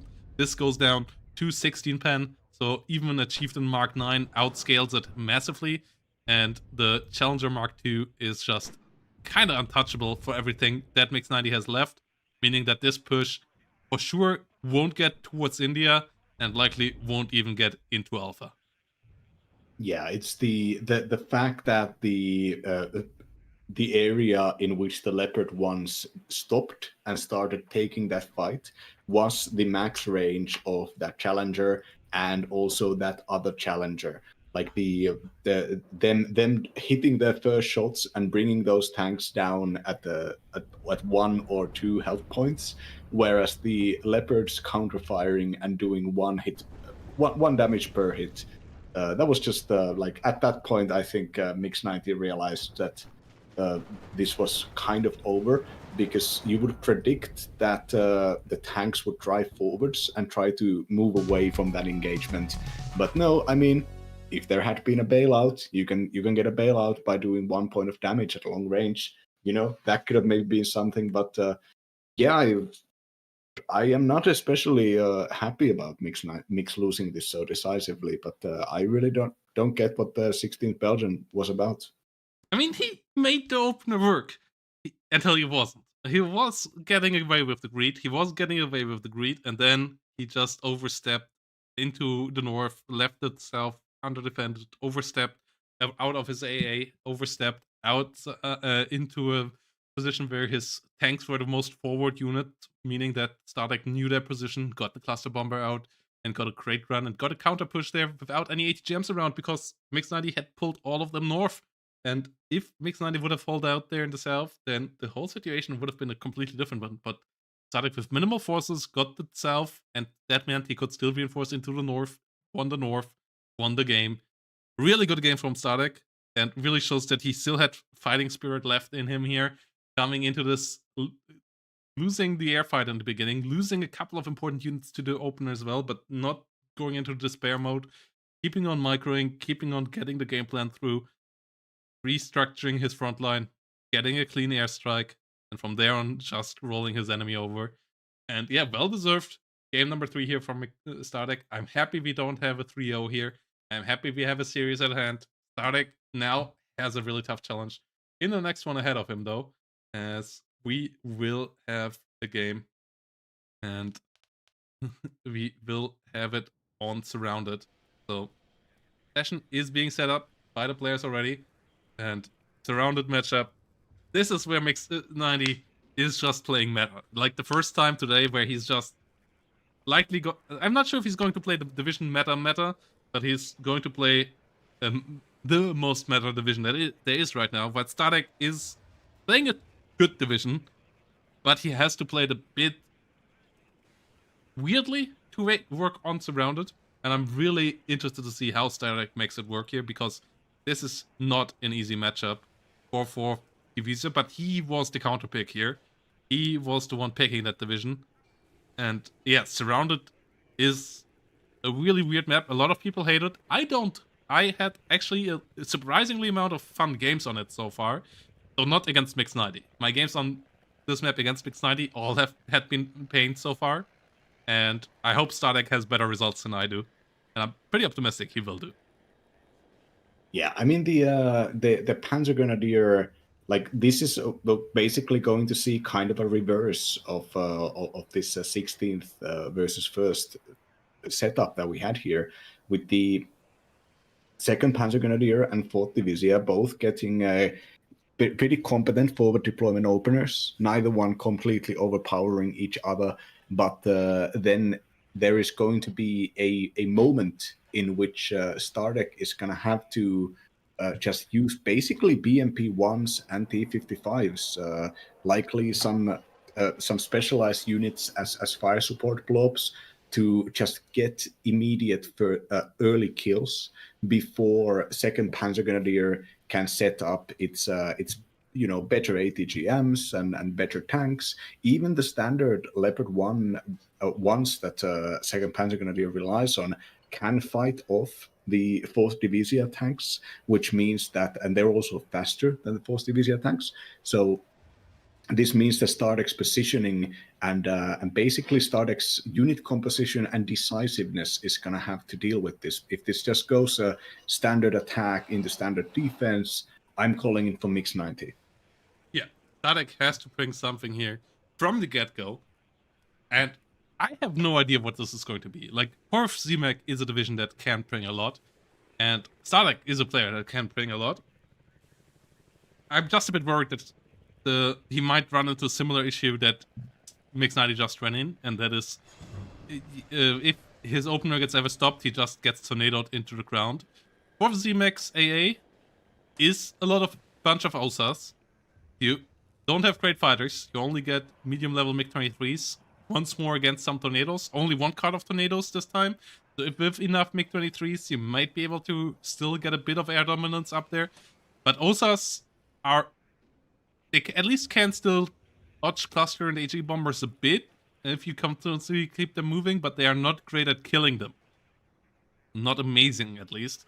They're okay, but they're not great. So that is the worry that I have there, that if the game goes slow, Mix 90 just tornado bombs the living hell out of this little building plop on the plateau there, the little village on the plateau unsurrounded. So Stardeck, yeah, has good infantry, has fast speed, can stop the Fallschirmjägers with Me-2s, with the little helicopters. That's all nice things. Like, 4th has the honker and all. That got nerfed a bit. You don't get as many honkers anymore. But you get a lot of BMP-1 still. You get T-55s. You get T-55 AS, which is fantastic on the map. So, yeah. a lot of interesting things going to go on here. And yeah, I'm kind of cheering for Stardeck in this just because I want to see the Zura game. So yeah, Mix 90 in a good position here, I think, to finish off the series. Yeah, it's the standard play of Second Panzer Grenadier generally opens with the Belgian shotgun fighter, the Belgian F-16. Even because first of all, it's a little bit cheaper than other fighters, and also because the twin heat seekers are great at destroying opening helicopters. And opening is the place where helicopters are most risky. If you want to use your forward deployment units to do anything, you have to have that air coverage for them. You don't get forward deployment anti-air units like the East German Fallschirmjägers get. And now the game is actually, we can go in and spectate it now, Protos. Yeah, I'm And already in. so this is I'm predicting a an air fight in the opener. I'm predicting Mix 90 is going to play probably pretty conservatively, and if Mix is on the right side and the blue side, I think Mix is probably going to try to corner Camp Echo, which is where you fortify the plateau corners with tanks and vehicles, and then you try to get infantry units up into certain other tree lines. So just to kind of give you a wider front line. And I predict early mechanized attacks on either Alpha or Golf from both players, honestly. And I also predict that the combined arms that is going to be built without either the attack on Alpha or Golf, I think that combined arms is going to join with early reinforcements on the plateau to actually fight Mix 90 for the control of the plateau. I think this is the way I envision it going, but happy to be proven otherwise. A lot of potential. Stardeck might just do a T-55 AS push here through the middle. I feel like that might be the thought of his, and just trying to sledgehammer his way through here.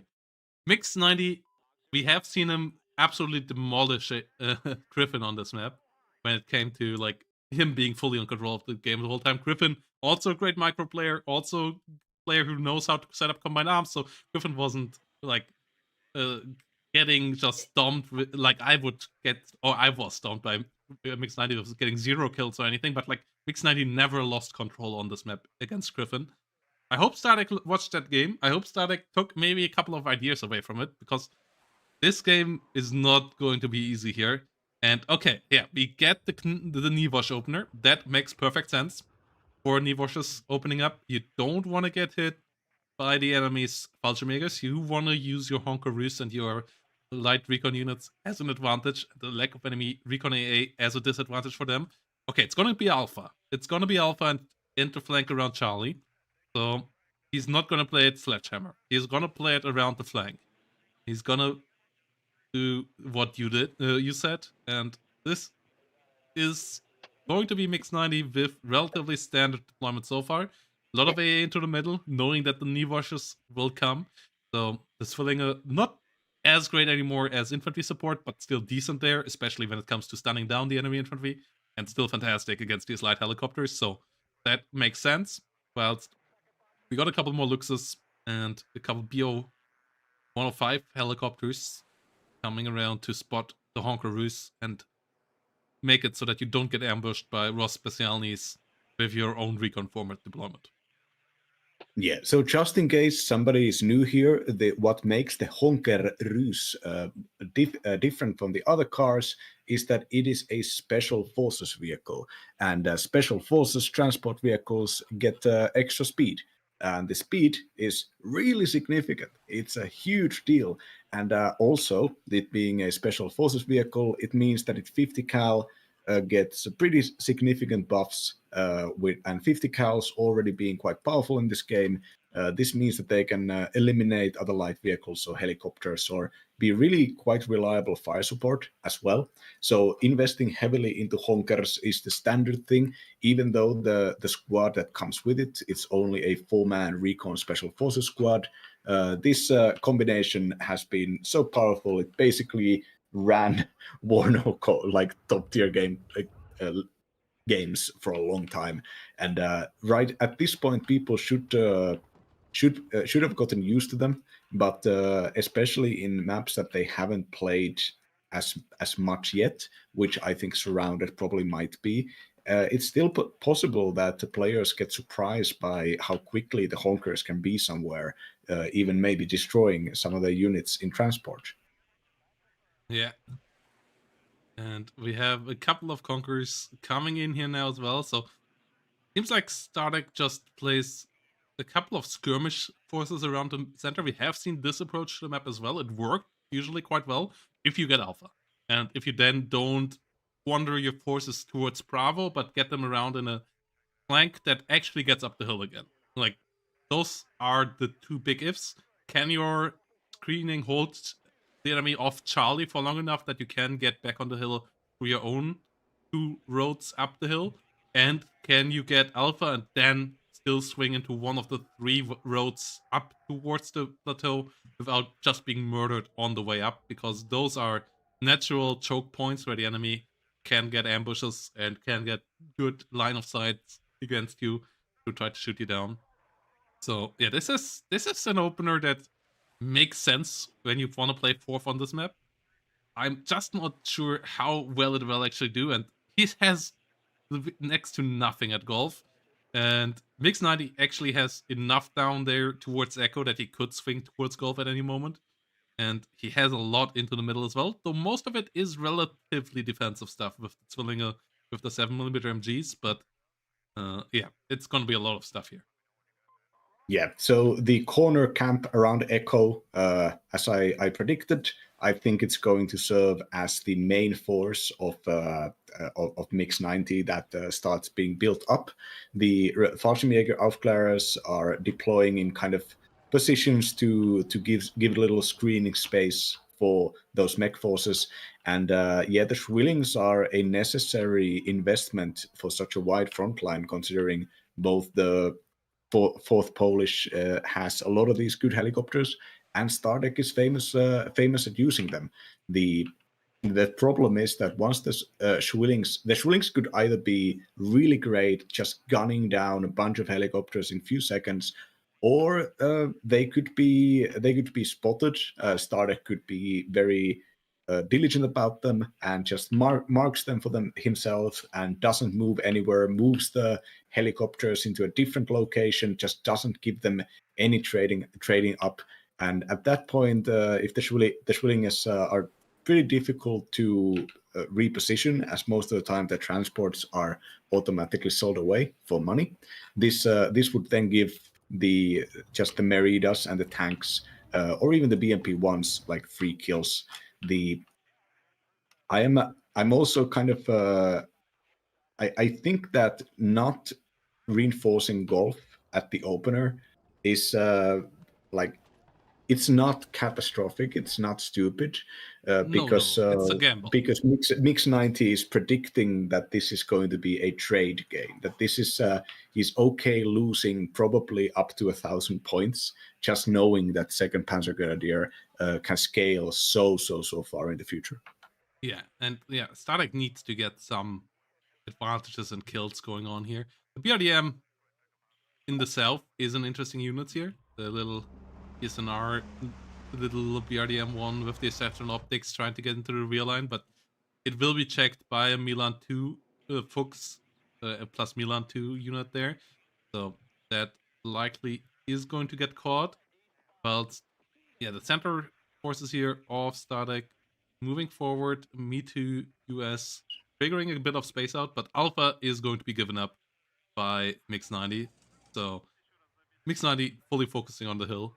Mix 90 knowing that that is where he wants to grind. He has M110s and all of that as well. So that's why I kind of was thinking that Stardeck maybe wants to take the fight there immediately with T55 AS. He still can do that later.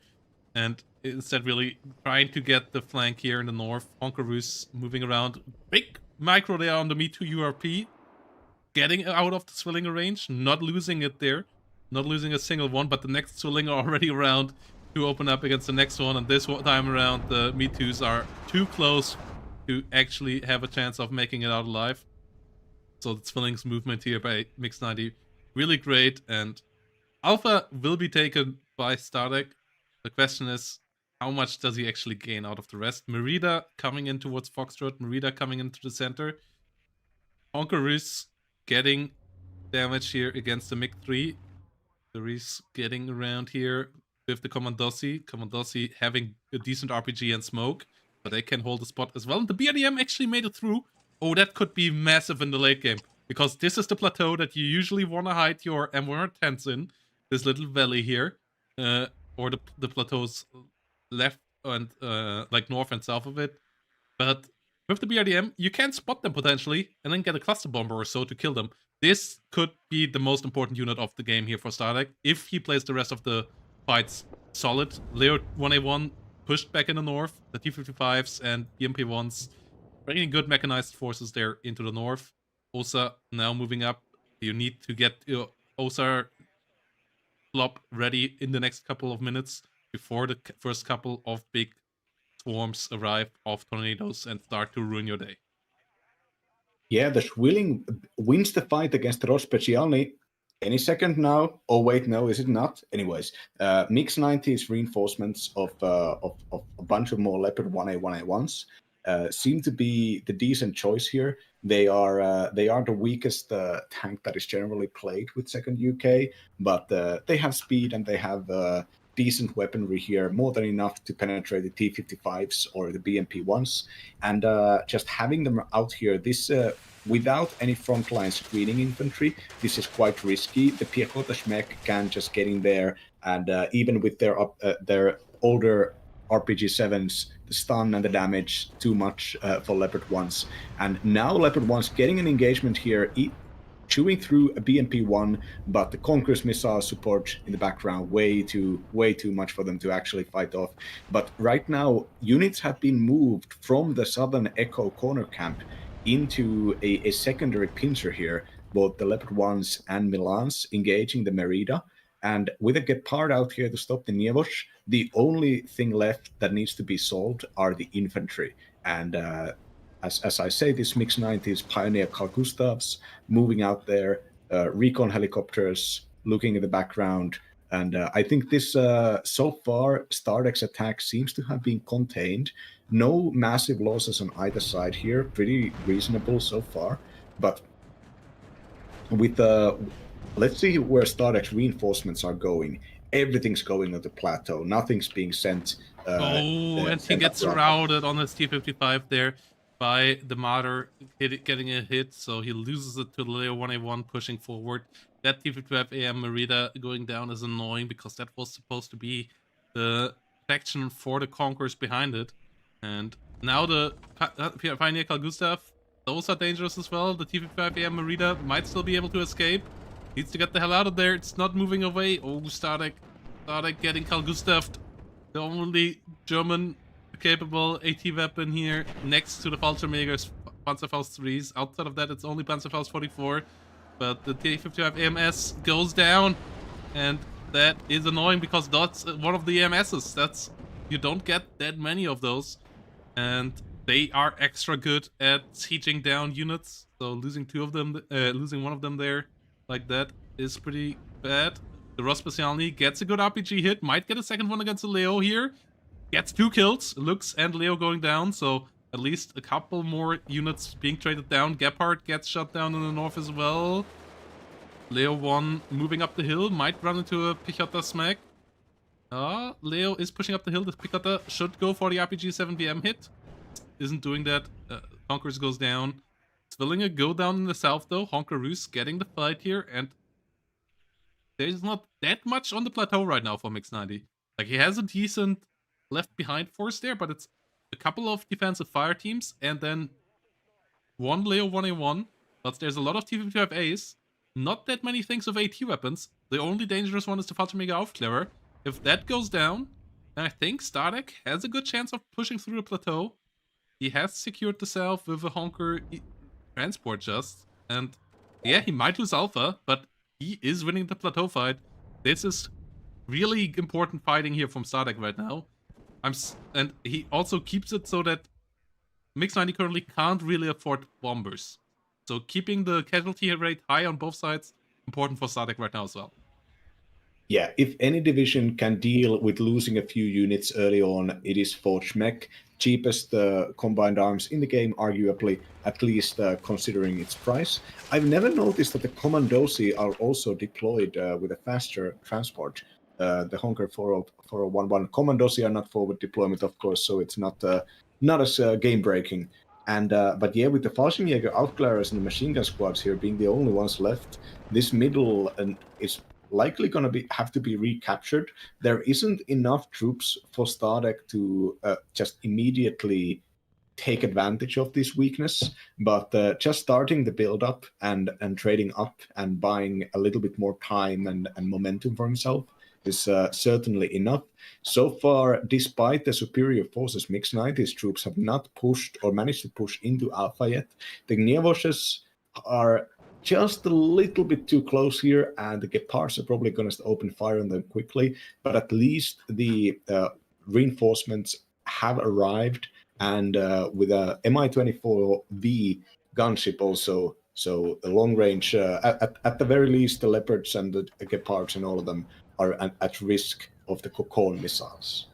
Yeah, the Milan 2 here comes Gepards around, hits the T-55A, and the Leopard 1A5s here, they are pretty solid, but the Merida T-55 AM AD or AM1 is maybe the perfect counter to that, because it is similarly priced, but it has a good amount of extra frontal armor, so that the Leopard 1 doesn't actually deal that much damage to them, whilst their own penetration is pretty good on the way back. So unless the Leo 2s arrive, I feel like the tank fights here are pretty fine for 4th ZMech as well. Though the Leo 2s obviously would change that equation quite heavily as well, because then the T-55s basically deal no damage at all anymore. But the Leo 2s are still decently good at penetrating. There comes an Su-22! Oh, that's a Leo 1A5 gone. That's a MG team gone next to it as well. Su-20 cluster bomber getting a good run here. And Stardeck is starting to win the fight on the hill, and he's not losing the north heavily. Like, he's finally getting pushed there, but he's still taking units with him. Another Gepard there under fire. Mix 90 not microing, losing that. And I'm surprisingly optimistic for Stardeck so far in this game. This is played perfectly so far for what you want to get out of this with 4th ZMech. Yeah, I mean, the middle forces are still pretty intimidating for Mix 90, but the Leopard ones are being brought out at the 1A1A1s are being brought out at higher veterancy, as are the T-55s, which means that they are going to stop coming earlier than you would think. Then I have a feeling that Stardeck probably, the Merida here coming in at veterancy 1, so more the missing link between the Leopard 1 and 2, which in this case is the T-55 Merida, is being brought out with sustainable numbers for now. And if Mix 90 loses a batch of units soon, there could be a timing momentum situation where there is only like one Leopard 2, and then if that Leopard 2 gets taken out by an Su-20, suddenly that tempo could multiply. And yeah, even now the infantry reinforcements on the plateau, the Martyrs, are also being brought out up vetted. Now, 2nd Panzergrenadier. Ooh, another Su-20. Another Su-20. And it sees a good spot there. Leo 1A1 in danger. Another one behind there. Oh, it gets a triple kill. Gets a martyr as well. Tornado coming out too late. Starting to generate the value that you want to see. And Tornado gets a Nivosh in the north. Osa might get a hit there. Nope. Tornado will be around soon for the next Su-20 attack again. But this situation here is looking okay for Stardeck. He has a +1 tick up. He is now ahead in points. And he is really close of getting another tick up here. The double Su-20 buy means that he didn't bring as many reinforcements on the ground. He's also buying a 122mm artillery piece here. So that is another unit that doesn't really push the front line immediately. But it's another unit that can start dealing with those weapon teams here. And he's deploying it really aggressively. Merida moving around, Osa coming up. I like the position of Stardex quite a bit here. Loses T55 in the south. Mix 90 obviously is Mix 90. It doesn't give you anything for free. You still will lose units if you try to push him. And Leo 1A1 gets the faster shot. Merida is down to 1 hit point, and good smoke reaction there from Mix 90. Not losing it, but Merida not down either, so can come around again. Dillinger and 7mm going down. Scott 2A going on the other side, and yeah, it's a slow game here. Sadek having the flanks for now. It's a close one as well, as both sides have a lot of forces around, but now this game will go into a build-up phase here, it seems like, with both sides escalating the level of forces into the middle. Yeah, and the cheap stuff of the Polish is really showing here. Like the artillery piece that is already firing and already has gotten kills on close ranges is only 85 points. This means that it's gonna be brought out just a little bit earlier than any other artillery that might be coming in with the second Panzergrenadier. And artillery that gets shots off is good artillery, because then it forces the enemy to just move around, either take the damage or just constantly be microing and dealing with this when they should be dealing with something else probably. Now the Su-20 cluster is loitering there. Tornado is getting pushed away, routed by the OSAS, and immediately Su-20 moves in and attacks the corner where the Gepard was last seen. Yeah, there are Eyehawks on the way, but they are not on the front line yet. Second Tornado comes around, gets a hit, likely will get a kill here as it gets a lot of missiles out, gets into gun range as well, but pays for it with its life. At least getting one of these Su-20s down. But at the end, Gepard goes down, Leo 1A1 goes down in the north as well. That annoying flanking force of Sadek has taken a lot of forces away and killed off a good amount of stuff there. Really good positioning there from Sadek. And still holding on to that point, still keeps Mix 90 out from capturing the point, so Mix 90 has to now put 2 more Leo 1A5s to the task because he needs to stop the tick. 150 point advantage, not massive, and if Alpha ever falls, the tick will immediately swing as long as Mix 90 holds the center. But Starek now can bring more forces into the middle, is still trying to hunt down the enemy weapon teams, the enemy 7.6mm MGs, and his Alpha defense still looking quite solid. Tornado in the rear. No M110 yet around. No Tornado bombers on the side of Mix 90. Mix 90 is playing it purely on the front line with the ground forces. And yeah, it's a close game, but Stardeck has the better setup right now. Yeah, very importantly, Stardeck has way better spotting right now. The recon advantage is completely going into Stardeck right now. Of course, now that the attack is happening, I'm sure a bunch of these units are getting spotted here. But I was going to predict that this latest BMP3 veteran infantry reinforcement is going to be the trigger for Stardeck's attack on the plateau, and that is exactly what's happening now. And having that momentary engagement. Martyrs are not great against BMP-1s. Both of them have the ATGMs, of course, and Martyrs are way better at doing fire support. But the BMP-1's cannon, short range, low penetration, it is still more kinetic potential in these IFV versus IFV fights. And also the Martyrs are just Martyrs can't really do anything against the T-55s realistically, not when they are this close and not when they are upwetted, which means the T-55s fire pretty fast. The aim time gets lowered significantly. T-55's running into Panzergrenadier though, and the Leo 1A5 gets the kill there. BMP-1 still around. Will use its main gun here, but the Leo 1A5 doesn't get hit. Malyutka might do the job there. Leo does miss. Malyutka does miss as well. 2 T-55 going down there. Stardeck's push here not as well executed as he hoped. The T-55, yeah, 2 Merida didn't hit anything, meaning a bit more infantry around maybe than he expected.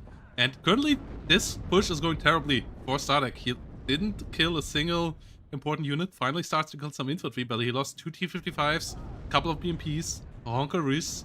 Like, this was a failure so far from Stardeck. If he at least gets into the point by just muscling through That might at least still get him a bit of value, but oh, Oh, Merida nearly going down. He gets the Leo 105 finally. The Martyr is so low, but it still has line of sight there. Still could get an ATGM on him. 2 really low Panzer Grenadiers, but reinforcements on the way. And at the same time, Mix 90's investment of the 2 Leo 105s moving north finally clears out Alpha, so Sadek needs to get the middle point, but he's still a bit away. He's still a bit away. SU-20 coming around again. Gets pushed away by the Tornado, but Tornado really close to dying here. Goes down. That's something that Mix 90 should not have done there. The Tornado flying directly over the middle. Gets shut down by the Osas there. And really good win there, because that you only get 2 Tornadoes with 2nd Panzer Grenadiers. So both of those down now. But the middle still in Mix 90's hand. Mix 90 still grinding through it and starting to grind through the northern point as well. Leo 185's a bit overextending there, but the Tornado Seed comes around, saves the day, gets the Osa and the Mi-24. So great kill there, whilst we have more Meridas coming in. Conquerors moving in as well, but Alpha is now in danger. The Seed gets the next Tornado. Ooh, this is great hits, and that also enables the Tornado Bombers here maybe soon come around the battlefield. yeah, and another casualty of that attack was the Stardeck had one of the second coffin launcher in the southern region, just standing around uncontrolled. And Milan 2 reinforcement managed to get 2 front hits and kill it, because Stardeck's attention was so completely up north. And that's a key unit. Like that's the capacity, the bombing capacity on those town regions is huge. Now Mi-24 taking down the engine destroyed, the crippled tank right there, and second tank moving backwards. But so far, pretty decent fire control has been established by Mix 90 on the northern side. Like Leopard 1A5 in the north is basically secures that the enemy doesn't move in from one angle. Then you have the Fallschirmjäger Aufklärer that's going to spot and get vision on the rest of the region. Okay, that Leopard 1 gets taken out here. But and the second, you have Jaguars as well as Leopard 1A5s on long ranges if the enemy wants to start moving any of those vehicles any further. The weaknesses on Mix 90's side, I think, is that just like 2 bombers could come in and wreck this, and this is a problem on both sides. But Mix actually, wait, no, is that iHawk purposefully loaded up, or was it forgotten like that? I'm not sure. Yeah, so Stardeck basically has to rebuy the OSAs that were taken out by the Tornado Seed, and I think this is kind of pushing Stardeck into a more passive build-up phase once again. Only a 250 Oh no, Mi-24 gets spotted, was flying high. He didn't have an OSA around yet, and even the OSAs are in danger. Oh no, Seed! It's the angle was too bad. Losing an OSA there on top would have been disastrous. Oh no, it's not turned off yet. The Seed plane can come around again. It's not turned off yet. The OSA has no idea what's coming for it. Seed plane gets the kill. Oh, that's a massive mistake by Stardeck. Big miss micro. And with his push and ascent not working, which absolutely should have worked on paper, his situation here now has deteriorated a lot. Like, that he didn't get in there, that is a big disaster. There was so little AT, and he had the Panzer Grenadiers, got perfect shots out with the Panzerfaust, and were able to grind through his T-55 lines. And yeah, as you said, the Milan 2 catching off the Coffin launcher. That's the second Coffin launcher down. Might still have the baseline ones, the T-55 ASs, but the 2 Merida ones going down like this relatively early into this game, that's quite dangerous. He loses the BMP in the north as well, so he won't get Alpha back, and Iltis Furum's already on the way to capture it back, bring the take back here for Mix 90. Stardeck is in danger here. Stardeck is in really, really big danger. Might get a Gepard, gets a Martyr. Leo 185 pushing up. Martyr will go down to the Merida. Leo 185 coming in a bit late. Next Martyr under attack already. It gets hit. The BRDM Conquerors gets hit, but another one is around. Another Leo 185 goes down. Stardeck doing great trades in the north, whilst Mixed 90 is doing great trades in the middle. So in the end, it might once more balance out here. I love what Stardeck is doing up here in the north. Like his positioning there has been really good throughout the game. And even though Mixed 90 has invested more up here, Stardeck has gotten more trades, but at the same time, same goes for Mixed 90's great defense of the center. Yeah, Mix 90 now taking out a Zemotziad unit via Panzer Grenadier firefight. Stardeck spotting this at the last second and saving this unit. You really don't want to be wasting your recon in the middle there. And I was thinking about that middle attack. Like, I was so like shocked at Stardeck sending that tank out there, showing side armor and getting taken out by the Panzer Grenadiers. Because if you're seeing those Marders, shouldn't you expect that there are also Panzer Grenadiers? I think maybe the recon coverage that was so pretty decent for And Stardeck here come the worked tornadoes. against it. There is an OSA around. Okay, the hit is terrible. But there's a seed plane. Stardeck gets lucky, doesn't get hit there, but yeah, his OSA management so far, pretty terrible. Hits the tornado HE on the way out at least. Gets a new civilian here. Jaguar immediately fires upon it, though it's on the road. Okay, it gets off the road. It gets off the road. All is good. PRDM there isn't a bit too far out as well. Merida is routed. Second Merida coming around. We see the cluster HE. It doesn't drop. It doesn't drop. Tornado seed diving deep because there is no AA opposition. It's the faster plane. It's flying away. It leaves it alive. At the same time, a bit of a push in the south from Stardeck, realizing that there's only Milans down there. But the Leo 185 from Mix 90 rotated quickly and gets around. So that is being stopped. Tick is currently stopped on both sides. And the tornado seat there is replacing its fighter comrades. Tornado HE coming around, also being turned on. Everything is moving out of the zone. Tornado eats a missile. Can the OSA follow it up? Bombing run was okay, but the Tornado HE goes down. Big W for Stardeck. The losses there, absolutely replaceable. 1 infantry unit, 1 BMP1, that's 70 points. But getting the Tornado HE, that takes a lot out of the air train that Mix 90 potentially could get online here. Yeah, once again here, some recon disadvantage now happening in the middle here with the Milans taking pot shots against the command tank. And Stardeck not having that infantry front line to prevent these Panzer Grenadiers from moving house to house and potentially spotting crucial targets. This is it just both of these divisions kind of lack assault troops. Neither of them get like your close range special forces, bloody blahs. You get the 4-man squads, of course, but and commandosi, which are probably the closest that you can get here. But even the commandosi is a 6-man squad. It doesn't really hold up long under Marder fire. Yeah, and we have an M110 now, and unfortunately for Stardeck, it's not around where his BRDM can spot it. It's up in the north, so it will immediately aim on the CV of Stardeck, and that is a 4 hit point CV, so its chances of actually surviving incoming M110s is 0. Or exactly that. And it goes up in a fireball as the Guz next to it goes down as well. Once more putting pressure on Stardeck's center, but Stardeck's center here really not looking that great. There is only defensive stuff there.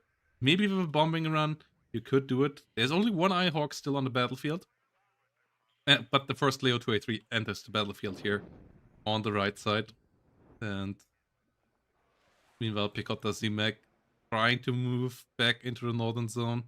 But no artillery resupply here for Stardeck. Stardeck's 122mm has been empty for a while. I feel like that's a massive mistake. It did deal some nice damage to some fire teams, but it has fully stopped doing that. Resupply finally on the way. I will see how it goes. But the escalation of quality units that comes out here now by Mix90 is big. Yeah, the Leopard 2A3 is being brought out like 25 minutes in, which is really rare. And especially for this matchup, when the Leopard 2 from the very moment could have overpowered any kind of tank fight, even the Meridas. But of course, it would have been a target for all those Su-20 cluster planes as well. So you want to play this safely. You want to whittle away the enemy's tanking potential before you bring out the good stuff. And of course, Stardeck hasn't really given that much time or space for Mix 90 to build any of these complex combined arms formations, and it's kind of having a 25-minute Leopard 2 for the first time. It's really speaks to how intense this has been. Yeah. And we got the C-Mac trying to hold out. SU-22 HE coming around. This is a dive bomber, but a really good one at that. Aiming towards the Gepard here, but it gets shut down by the iHawk. iHawk immediately snipes it. MiG-23 MF coming around, and the Leo 283 situation here. Now going up to 2 of them. That is really, really dangerous. Meaning Static can kind of only deal with that with planes.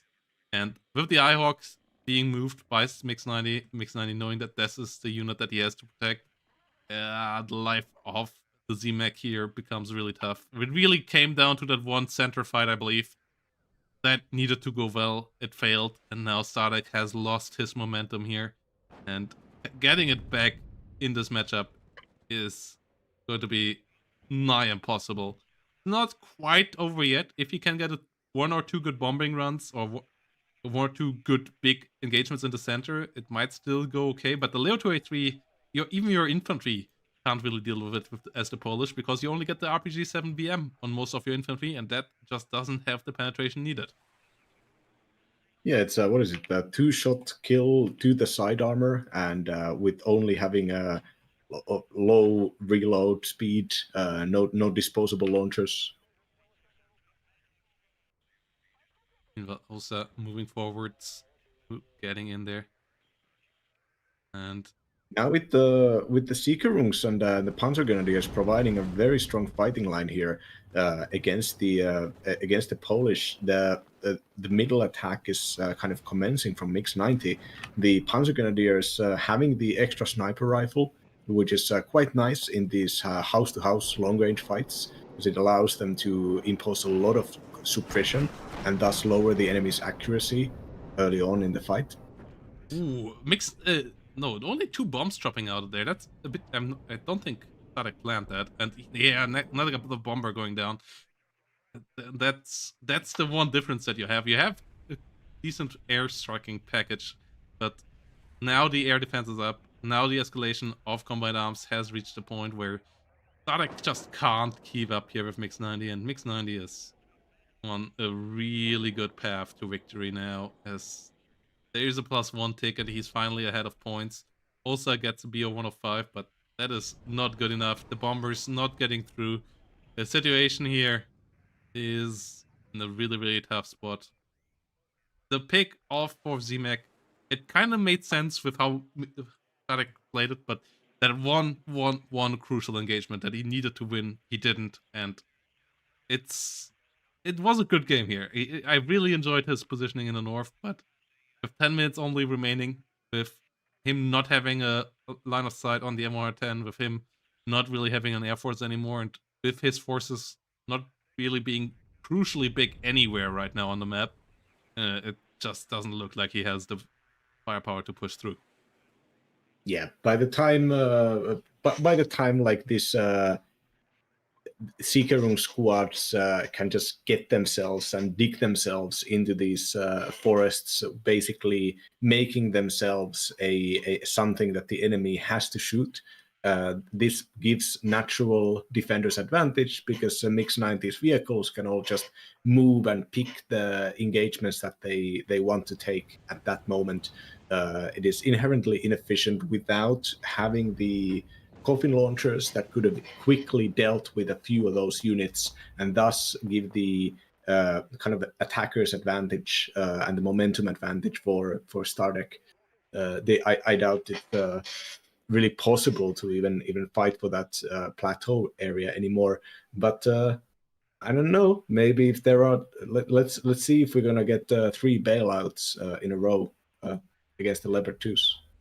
Yeah, he gets a CV in there, but it immediately gets sniped by a Mix 90s tank. And yeah, if he can, I feel like Static, like one last hope would have been assembling a big airstrike, but he tried to. He felt the pressure. He tried to set them in one by one, and as we said before, losers spring in planes one by one. And I feel like that was prophetic here for this game because we have Mix 90 with two planes right now versus one by one planes from Stardeck. And yeah, that just doesn't work against Eyehawks. Tornado Seed also once more finding an on turned Osa. Obviously, it's late. Obviously, both players are exhausted. So Osa Micro here, not as good as it would have been in game number one. The best of power is exhausting for everybody mentally.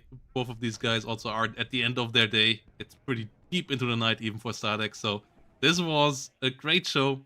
If he would have had gotten a bit luckier in game number two, he would have been up on a match point here already. Instead, it is Mix 90 who is on the match point, and seems like Mix 90 is about to finalize that into a 3-1 series as his consequently even start moving forward now in the center. And I think he's right. I think he can do that because there is not that much actually here, and he has Milan 2s with great line of sights. This center plateau is an absolute nightmare to push, and he is doing it. Bonkers going down, Martyrs finding the shots. Infantry is pretty numerous here. Seed plane keeps being annoying from the rear. Another Leo 283 arriving on the front line. Whilst Leo 2s are just immovable objects here at this point for Stardeck.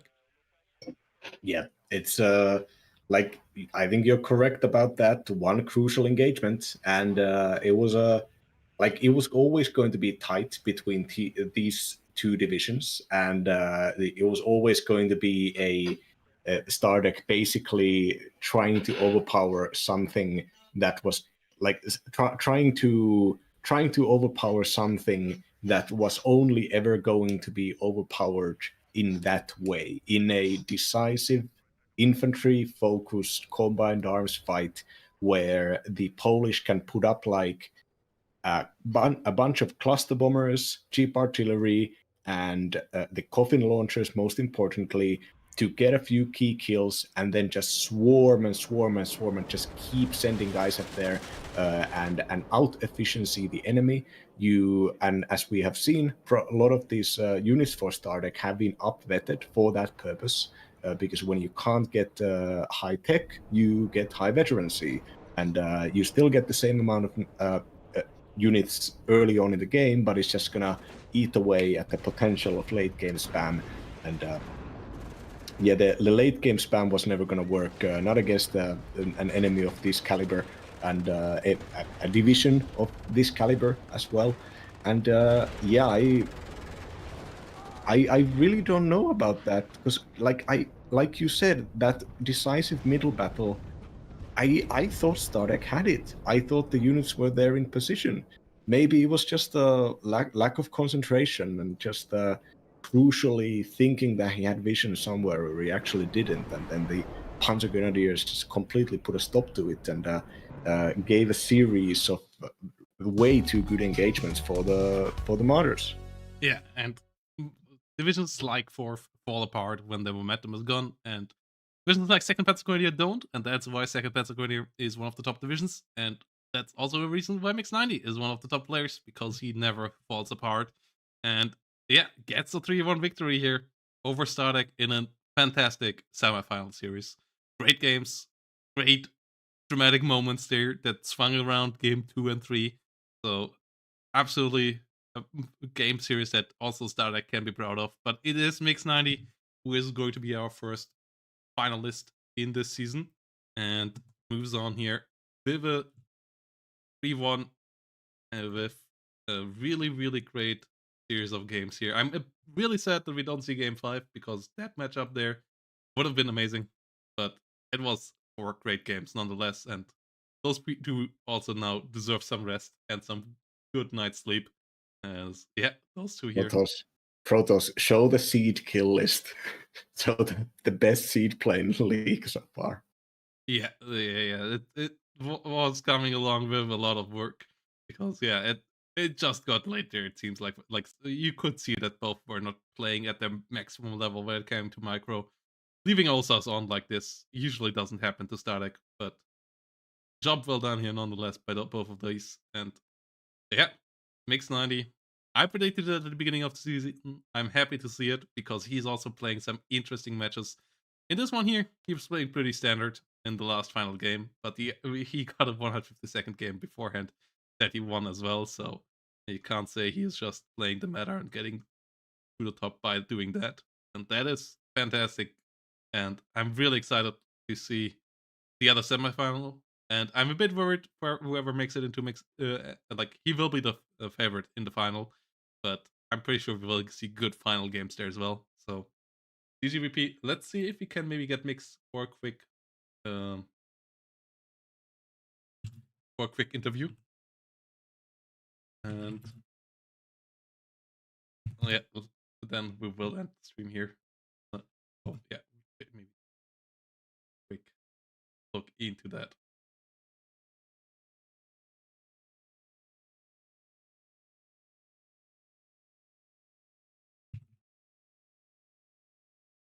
Okay.